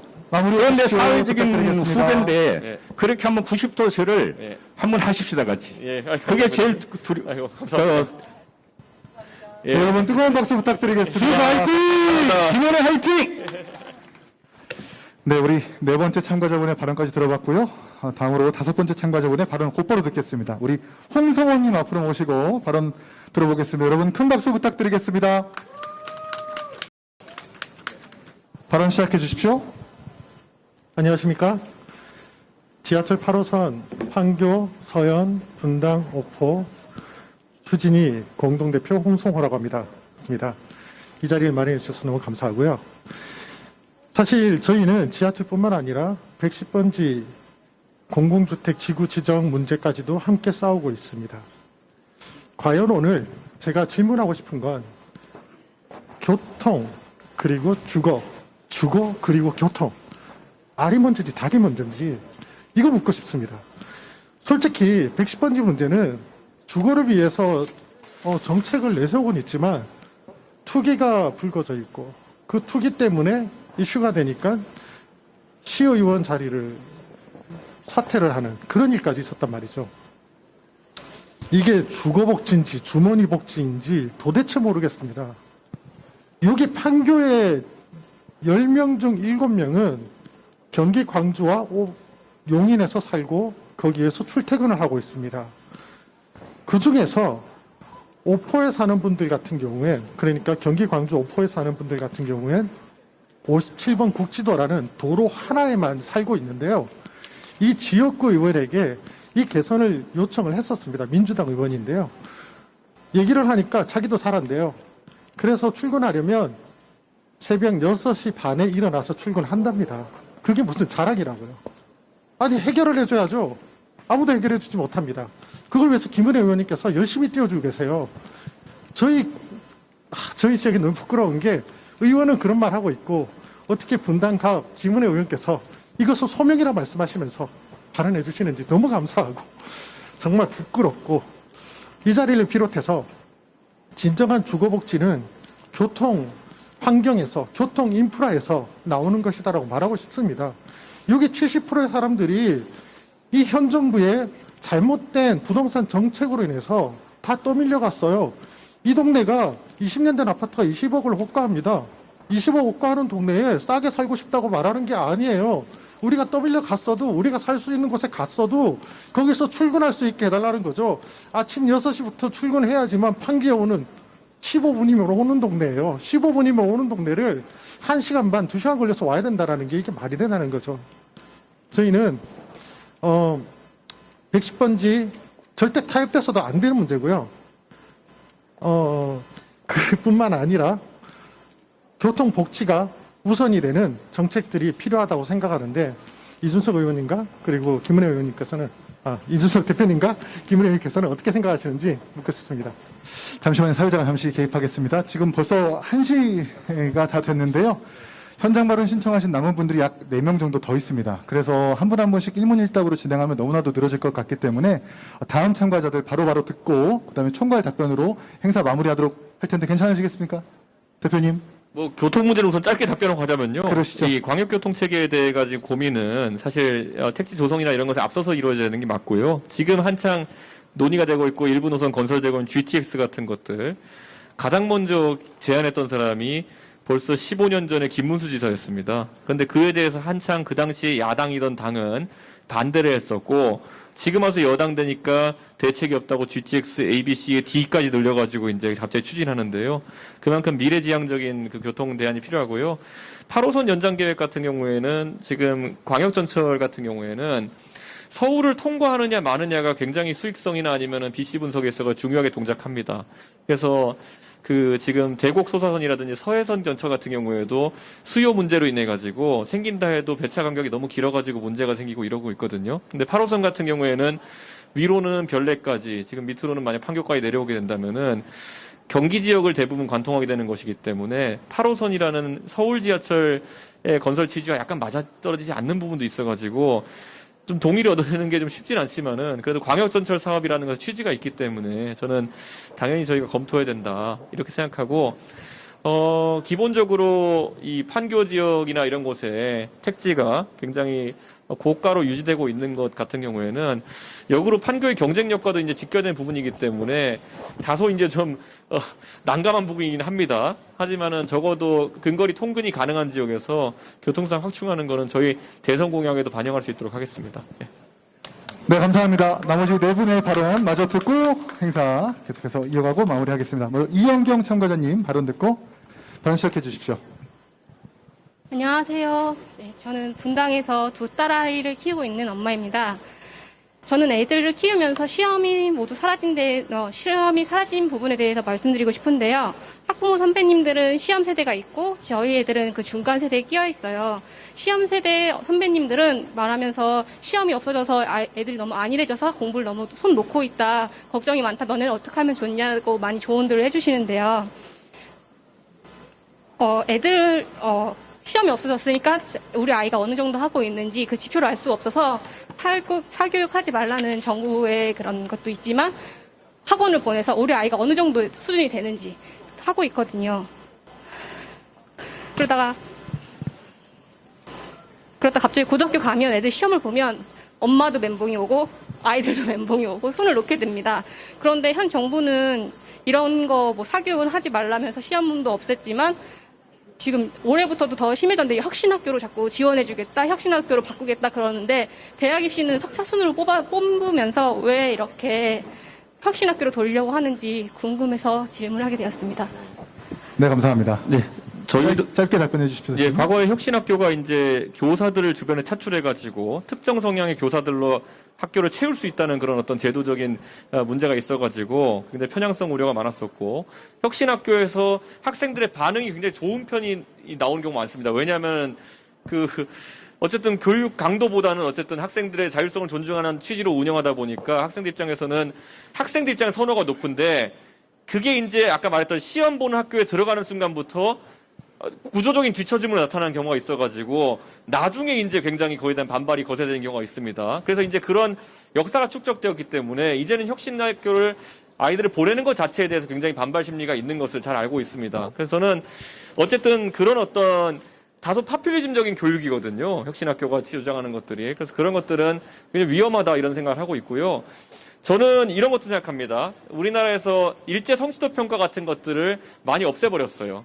근데 학교별 수질 격차나 이런 것을 드러내는 것을 많이 금지하고 있는 것인데, 저는 그런 것들이 공교육의 질적 차이를 양산하고 있다는 생각을 합니다. 그래가지고 과거 미국에서도 보면은 그 공교육의 격차를 해소하기 위해 가지고 NCLB라고 No Child Left Behind라고 가지고 낙오 방지법 같은 걸 통해 가지고 학교별로 약간 학교가 뒤처진 학교가 있으면은 지원과 아니면은 규제를 늘려가지고 어떻게든 공교육의 수준을 끌어올리도록 하는 그런 정책을 많이 펼쳤었거든요.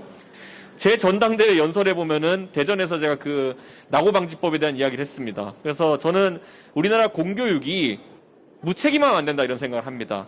저희가 너 하고 싶은 거 해라고 할 수도 있는 부분도 있겠죠. 예를 들어 유튜버가 되겠다고 한 학생들에게 웹캠을 사주는 정도의 어쨌든 자기개발 교육의 공간을 열어주는 가능하겠지만은 거꾸로 우린 냉정해야 됩니다. 과거의 직업조사를 보면요, 중학생 중에 14%가 프로게이머가 되겠다고 했던 적도 있었어요. 지금도 해보면 중학교의 10% 정도는 연예인 되겠다고 합니다. 근데 대한민국 인구의 10%가 연예인 되는 세상을 오지 않는다는 거. 하고 싶은 거 해라라고 무작정 놔주기에는 현실은 녹록지 않다는 것을 학생들에게 알려줄 필요가 있다. 그래서 자기 개발도 물론 권장하는 게 중요하지만은 반대로 본인이 꼭 꿈꾸는 것에 도달하지 못했을 때 그 대안은 결국에는 공부가 될 수밖에 없다라는 것을 좀 설명할 필요가 있을 것 같습니다. 감사합니다. 유일한 여성 참가자였는데 또 가장 중요한 교육 문제에 대해서 질문해 주셨고 당대표님의 답변이 이어졌습니다. 곧바로 다음 참가자인 이현규 참가자님 앞으로 모셔놓고 발언 듣겠습니다. 자기소개해 주시고 발언 시작해 주십시오. 네. 안녕하십니까. 지나가던 25살 이현규 대학생입니다. 여기 나오면은 몇 년 동안 못 받았던 인스타 팔로우를 받을 수 있지 않을까 하는 생각이 왔는데요.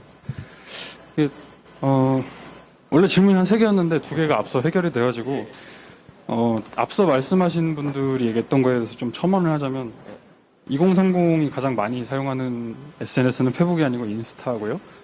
예, 페이스북은 10대가 가장 많이 사용하는 걸로 알고 있습니다. 그 다음에 능력주의의 한계에 대해서 들었는데, 능력주의의 한계가 복잡한 문제인 만큼 그 복잡성을 다룰 수 있는 능력이 있는 사람이 해결해야 되기 때문에 문제를 제기하고 포착하는 인물은 다양성을 기준으로 뽑아야 되지만 문제를 해결하는 주체는 능력주의로 뽑아야 된다 이렇게 생각하고 있습니다. 제 질문은요, 이준석 대표님이 그 구호를 통한 정치를 하면 안 된다라고 말씀하셨는데, 저는 그걸 예전에 경향신문에서 김혜란 작가가 지금 크고 좋은 말의 시대다라고 얘기를 했던 걸 기억합니다. 그래서 그 말이 좀 더 이 시대의 어떤 불확실성을 얘기하는 데 더 좋은 말이 아닌가 싶고요. 그 크고 좋은 말 때문에 무기력감에 빠진 국민들이 많은 것 같습니다. 그래서 이준석 대표는 반대로 아까 경기 승수 같은 얘기를 하신다든지 그런 작고 차가운 말들로 대중을 설득하고 계신데요. 저는 이게 상당 부분 먹히고 있다고 봅니다. 네, 예전에는 원전 이꼴 뭔가 환경에 나쁜 거 이런 그런 단순한 로직이 통했지만 지금 이제 많은 분들이 체르노빌이라는 영상을 보면서 이게 우리나라에서 사용하는 원전이 원리적으로 폭발이 굉장히 어려운 구조를 갖고 있구나. 이런 정치에서 보지 못했던 디테일한 공학적 용어들까지 섭렵을 하고 계십니다. 그런데 문제는 이게 우리 당을 지지하는 사람들뿐만이 아니라 반대당의 사람들도 알고리즘에 갇혀서 각자의 통계와 각자의 어떤 전문가를 모시고 있습니다. 특히 양성평등 문제로 보자면은 어느 채널에서는 똑같이 분산 분석이랑 회귀 분석을 통해서 왜 남녀 임금이 사실상 같은지 증명하고 있고, 또 한쪽은 또 반대로 네, 산업군별로 나눠가지고 또 여성이 실제로 차별받고 있다 이렇게 얘기를 하고 있고, 이런 과정 속에서 이 당을 대표하면 안 되는 지지층이 아니라 팬층이 형성이 된다 봅니다. 그러니까 쉽게 얘기하면 부끄러운 팬층이 생겨서 그분들이 이 당의 미디어가 아님에도 불구하고 댓글로나 이런 데서 저 당의 지지자가 저런 사람이 되고 싶지 않다라는 느낌을 계속 주고 있는 것 같은데, 국민의힘은 지속적으로 작고 차가운 말로 이성적으로 어떤 정책이 왜 옳은지에 대해서 설득을 해야 할 것이고, 또한 이렇게 뉴미디어를 활용해서 설득을 해나갈 것인데, 이 알고리즘을 어떻게 극복할 것인지에 대한 종합적인 의견을 듣고 싶습니다. 저는 대한민국 정치에서 가장 위험한 건 청개구리식 정치고요. 그러니까 누가 뭐라고 하면은 거기에 꼭 반대하기 위해 가지고 아주 편협한 논리를 들이대는 경우가 있고요. 저는 선악구도를 가르려고 하는 모습, 그것도 굉장히 심각하다. 예를 들어 제가 얘기했지만 수술실 CCTV에 반대하면은 그럼 성추행이나 대리수술을 옹호하는 거냐, 이런 식으로 나오는 사람들이 있어요. 그게 심지어 정당입니다. 그 정당은 그 논리밖에 없어요. 아니 그렇게 제가 말할 것 같으면 테러방지법에 반대하면 니는 테러리스트냐 이렇게 가버리면은 희화화하자는 거거든요. 그래서 저는 그런 식의 청개구리식 정치는 아니면 선악구도 만들기 정치가 사라져야 된다 이렇게 생각하고요. 구체적 대안을 계속 제시하다 보면은 사람들이 아까 말했던 그 저염식에 가까운 구체적 대안을 논의하는 방향으로 흘러갈 것이다. 약간 이런 기대가 있습니다. 그래서 저는 그런 어떤 문화를 만들기 위해서 노력하고 있다 이렇게 말씀드리고요. 기본적으로 저는 젊은 세대가 이제 이골이 났다 이렇게 봅니다. 2010년대 초반에 뭐가 있었냐면요. 그때 한창 유행했던 트렌드가 뭐냐면은 힐링이었어요. 힐링팔이 사기꾼이라고 좀 표현한 적도 있습니다. 뭘 가가지고 맨날 내 강의를 들으면 힐링이 돼 뭐 이런 거 하고 있던 사람들이 있었거든요. 그 사람들이 지금 와서 강의를 할 수 있을까요? 그 사람들이 지금 와가지고 똑같은 언어로 강의한다면 돌맞지 않을까요? 저는 그런 것처럼 조류가 이제 있다 이렇게 보는 것이고, 이제는 굉장히 구체적인 언어를 해야 되는 것이고, 제가 그래서 어디 가가지고 다가오는 대통령 선거에서는 사람의 품성이나 이런 것에 대한 기대보다는 능력과 CEO식 리더십에 대해 가지고 사람들이 좀 더 고민해봤으면 좋겠다 이렇게 얘기했어요. 그랬더니만 역시나 청개구리 한 분이 나타나가지고 뭐라 그랬냐면요. 전직 벤처부 장관을 지내신 분인데 서울시장 후보도 지내고 뭐라 그랬냐면은 당신은 그럼 이명박을 하자는 거냐 이런 거예요. 대한민국에서 CEO식 리더십을 얘기한다는 거는 대부분의 국민들은 어떤 의미인지 받아들이고 있는데 그분은 꼭 MB로밖에 이해를 못하는 거예요. 본인이 편협한 틀에 빠진 거 CEO, MB 이렇게 가는 거죠. 그러니까 저는 이런 식의 말꼬리 잡기와 청개구리식 정치가 사라진 공간 속에서 국민들이 진지한 고민을 해야 된다고 봅니다. 다음 세대의 지도자는 어떤 사람이어야 되는가. 우리나라는 대통령제 국가이기 때문에 당대표 이준석보다 대통령이 발휘할 수 있는 권한이 1000배는 더 큽니다. 그래서 그 부분에 있어서 여기 계신 모든 분들이 다음 지도자는 어떤 지도자였으면 좋겠다라는 상을 명확히 형성하고 그에 따라서 말씀하시면은 아마 대중이 같이 변하지 않을까 생각합니다. 네, 이렇게 마무리하겠습니다. 저희 혹시 아까 학교폭력 관련해서 제가 생각한 거 한 30초만 말씀드려도 죄송한데 나머지 세 분께서 아직 기다리고 계시고 또 당대표실에서 지금 다음 일정 때문에 더 이상 지체할 수 없기 때문에 질문이 추후에 아니라서. 온라인으로나 저희한테 서면으로 주시면은 꼭 답변 드릴 수 있도록 하겠습니다. 정말 죄송합니다. 박수 부탁드리겠습니다. 이제 마지막 3명 남았는데요. 너무나도 많은 관심과 참여 때문에 이렇게 조금씩 당대표실에서도 지금 다른 일정으로 빨리 끝내달라고 지금 아우성입니다. 나머지 3분 좀 가급적 질문은 좀 축약해서 압축해서 말씀해 주시면 감사하겠습니다. 우리 이문영 참가자님 앞으로 모셔놓고 발언 짧고 굵게 한번 들어보겠습니다.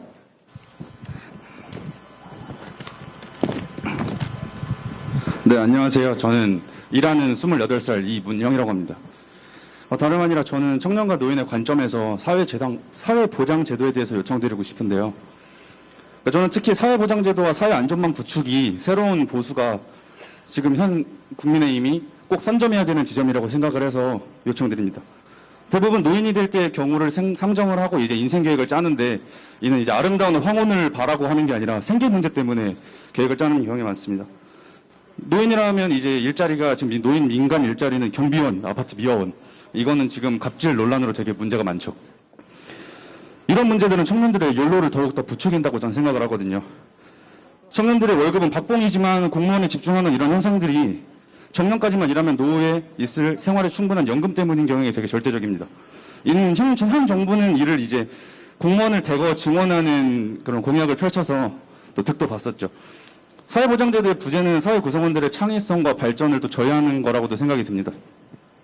집안의 재력이 충분하거나 인맥이 훌륭하지가 않다면 대부분의 사람들은 안전망이 없기 때문에 무언가를 새롭게 시도하기가 쉽지가 않습니다. 소도 비빌 언덕이 있어야 된다는 말이 있듯이 결국에 기존의 스테레오 타입으로 살아갈 수밖에 없는데요. 이거는 장기적으로 봤을 때는 국가 발전이나 산업의 다양성에 되게 저해가 되는 부분이라고 생각합니다. 사회보장제도와 사회안전망을 말할 때 복지병을 언급하는 경우가 많은데 물론 복지병에 빠지는 사람도 있겠지만 저는 과거의 세대와 지금의 세대는 되게 많이 다르다고 생각합니다. 지금의 세대는 새마을 운동이나 금모기 운동에 적극적으로 동참했던 세대와는 아예 새로운 인류라고 할 정도로 다르다고 생각을 하거든요. 채찍질한다고 잘 달리기보다는 이제 다양성을 열어주고 창의성을 이제 발전시켜주면 더 열심히 사는 세대라고 생각을 합니다. 돈보다는 삶의 의미를 찾으려는 게 강하기 때문이죠. 이런 이제 노인의 문제가 사회 안전망도 되게 큰데 앞서 말씀드렸다시피 이제 굉장히 일이 있는 일자리만 하더라도 이제 갑질 논란과 열악한 환경에 처해 있기 마련인데요.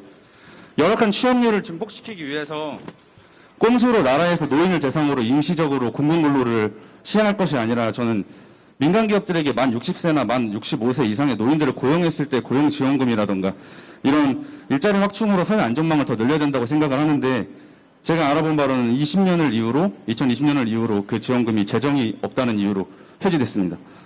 그러니까 아무리 나라가 주도한다고 해도 새로운 산업은 결국 민간 기업이 만드는데 기업에게 만들 동기가 있게끔 메리트를 주어야 한다고 생각합니다.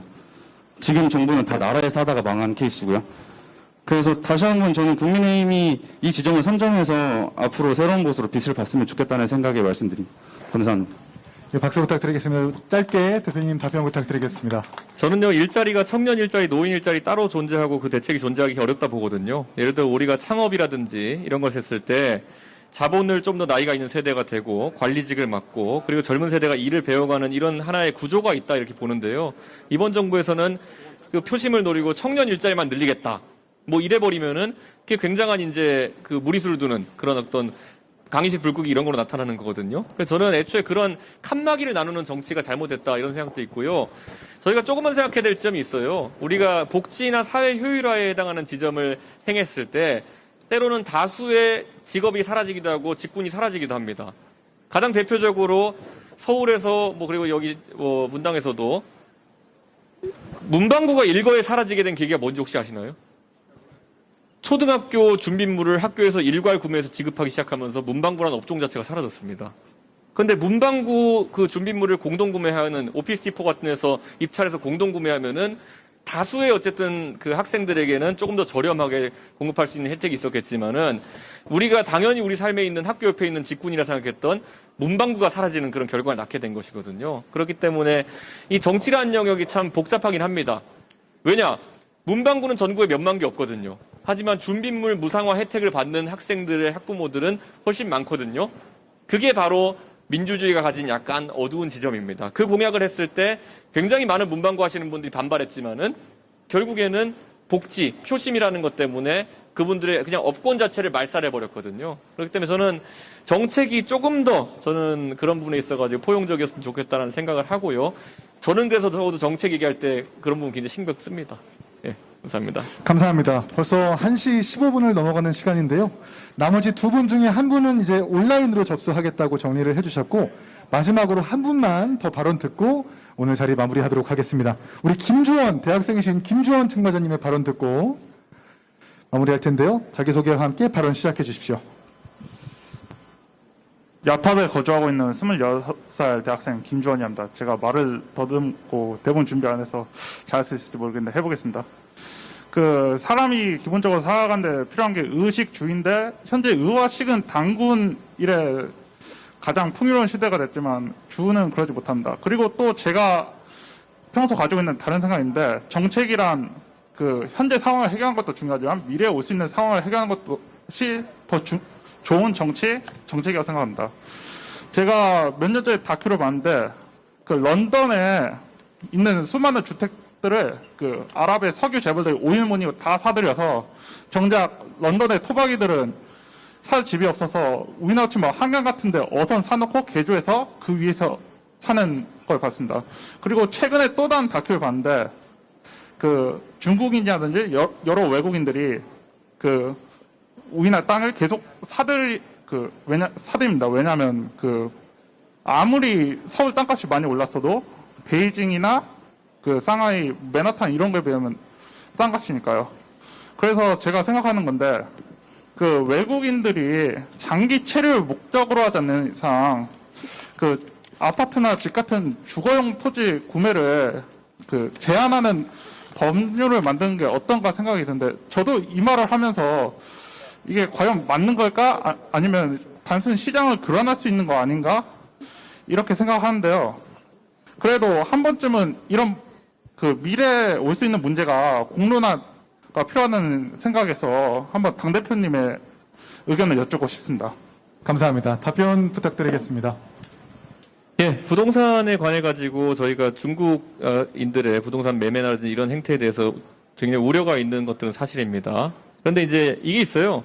그 제주도에서 이제 통계를 뽑아보니까 제주도가 이제 가장 중국 자본의 진출이 많다 해서 문제가 됐었는데 실제 토지 보유 현황을 살펴보면은 1% 미만이 이제 중국인들이 보유하고 있는 걸 나타났거든요. 그렇기 때문에 일부 주거 형태에 대해 가지고 그보다 비율이 높을 수 있겠지만은 전체적으로는 아직까지 우려할 수준은 아니다라는 판단을 지금 하고 있는 것 같고, 다만 이제 규제를 하자고 하면은 그 근거가 있어야 될 텐데, 그 구분이 참 쉽지 않습니다. 그러니까 그게 투기 목적인지 아니면은 어떤 목적인지 구분하기 어려워가지고 저희 당에서는 부동산 규제에 대해 가지고는 상당히 좀 미온적이긴 하다는 거, 상대적으로 민주당에 비해서는 그렇게 됩니다. 답변이 되셨습니까?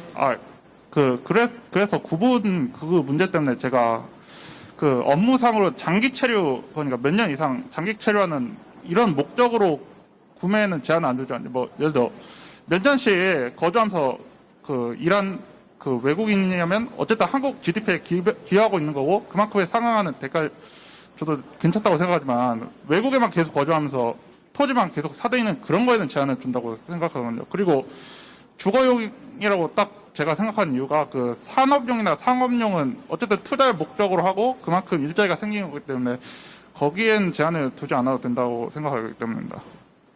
네, 여기서 발언 마무리하고 답변 짧게 해주시죠, 대표님. 예, 뭐 충분히 뭐 검토 가능한 사안이다 보고요. 그렇게 아까 제가 구분이 모호하다 그랬는데 장기 거주자와 또 단기 거주자 또는 미거주자에 대해 가지고 뭐 세금이나 이런 정책을 좀 다변화하면은 미거주자에 대한 부분을 좀 억제할 수 있겠다. 저도 그런 생각은 듭니다. 예. 중국인분들이 최근 5년간에 서울의 아파트를 한 5년간 120% 넘게 샀기 때문에 DTI, LTV는 우리나라 국민들한테 그렇게 가하게 규제하면서 왜 중국인들은 다 규제에서 벗어날까라고 하는 국민분들의 우려가 있습니다. 근데 이게 차별과 역차별 두 가지 문제로 접근해야 되는 거기 때문에 다만 중국인들이 저쪽 해외에서 규제 없이 우리나라 아파트를 구입하는 문제에 대해서는 이 관련 우리 당내 의원들도 법안 발의를 하면서 우리 국민들에게 피해는 많이 가지 않도록 하는 거를 저희가 논의하고 있다라는 걸 제가 알고 있어서 전해드렸습니다.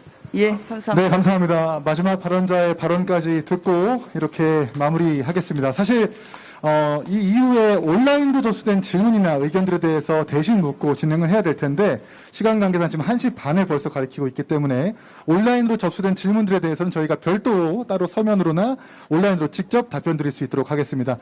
오늘 정말 16분의 발언을 들어봤는데요. 이 행사를 주최해주고 개최해준 우리 김은혜 국회의원의 마무리 발언과 그리고 이준석 당대표의 마무리 발언 듣고 행사 마무리하겠습니다. 김은혜 국회의원님 부탁드리겠습니다. 예. 오늘 저 행사가 이걸로 끝나는데요. 이 끝나는 게 이제 시작이라고 말씀드리고 싶습니다. 정치가 쇼 한 판 잘했을까라는 것보단 국민의힘에서 지금 이 자리, 우리나라의 판교에서 청년들이 가장 많이 오가는 이곳에서 행사를 한 적이 없습니다. 그래서 저희의 용기가 오늘 이 청년과 함께하는, 그리고 대한민국의 미래가 판교의 미래고 판교의 미래가 대한민국의 미래라는 심정으로 앞으로 더 자주 뵙겠습니다. 고맙습니다. 이 무더위에 함께해 주셔서 감사합니다. 네, 박수 부탁드리겠습니다. 마지막으로 우리 당대표님의 마무리 발언 듣겠습니다.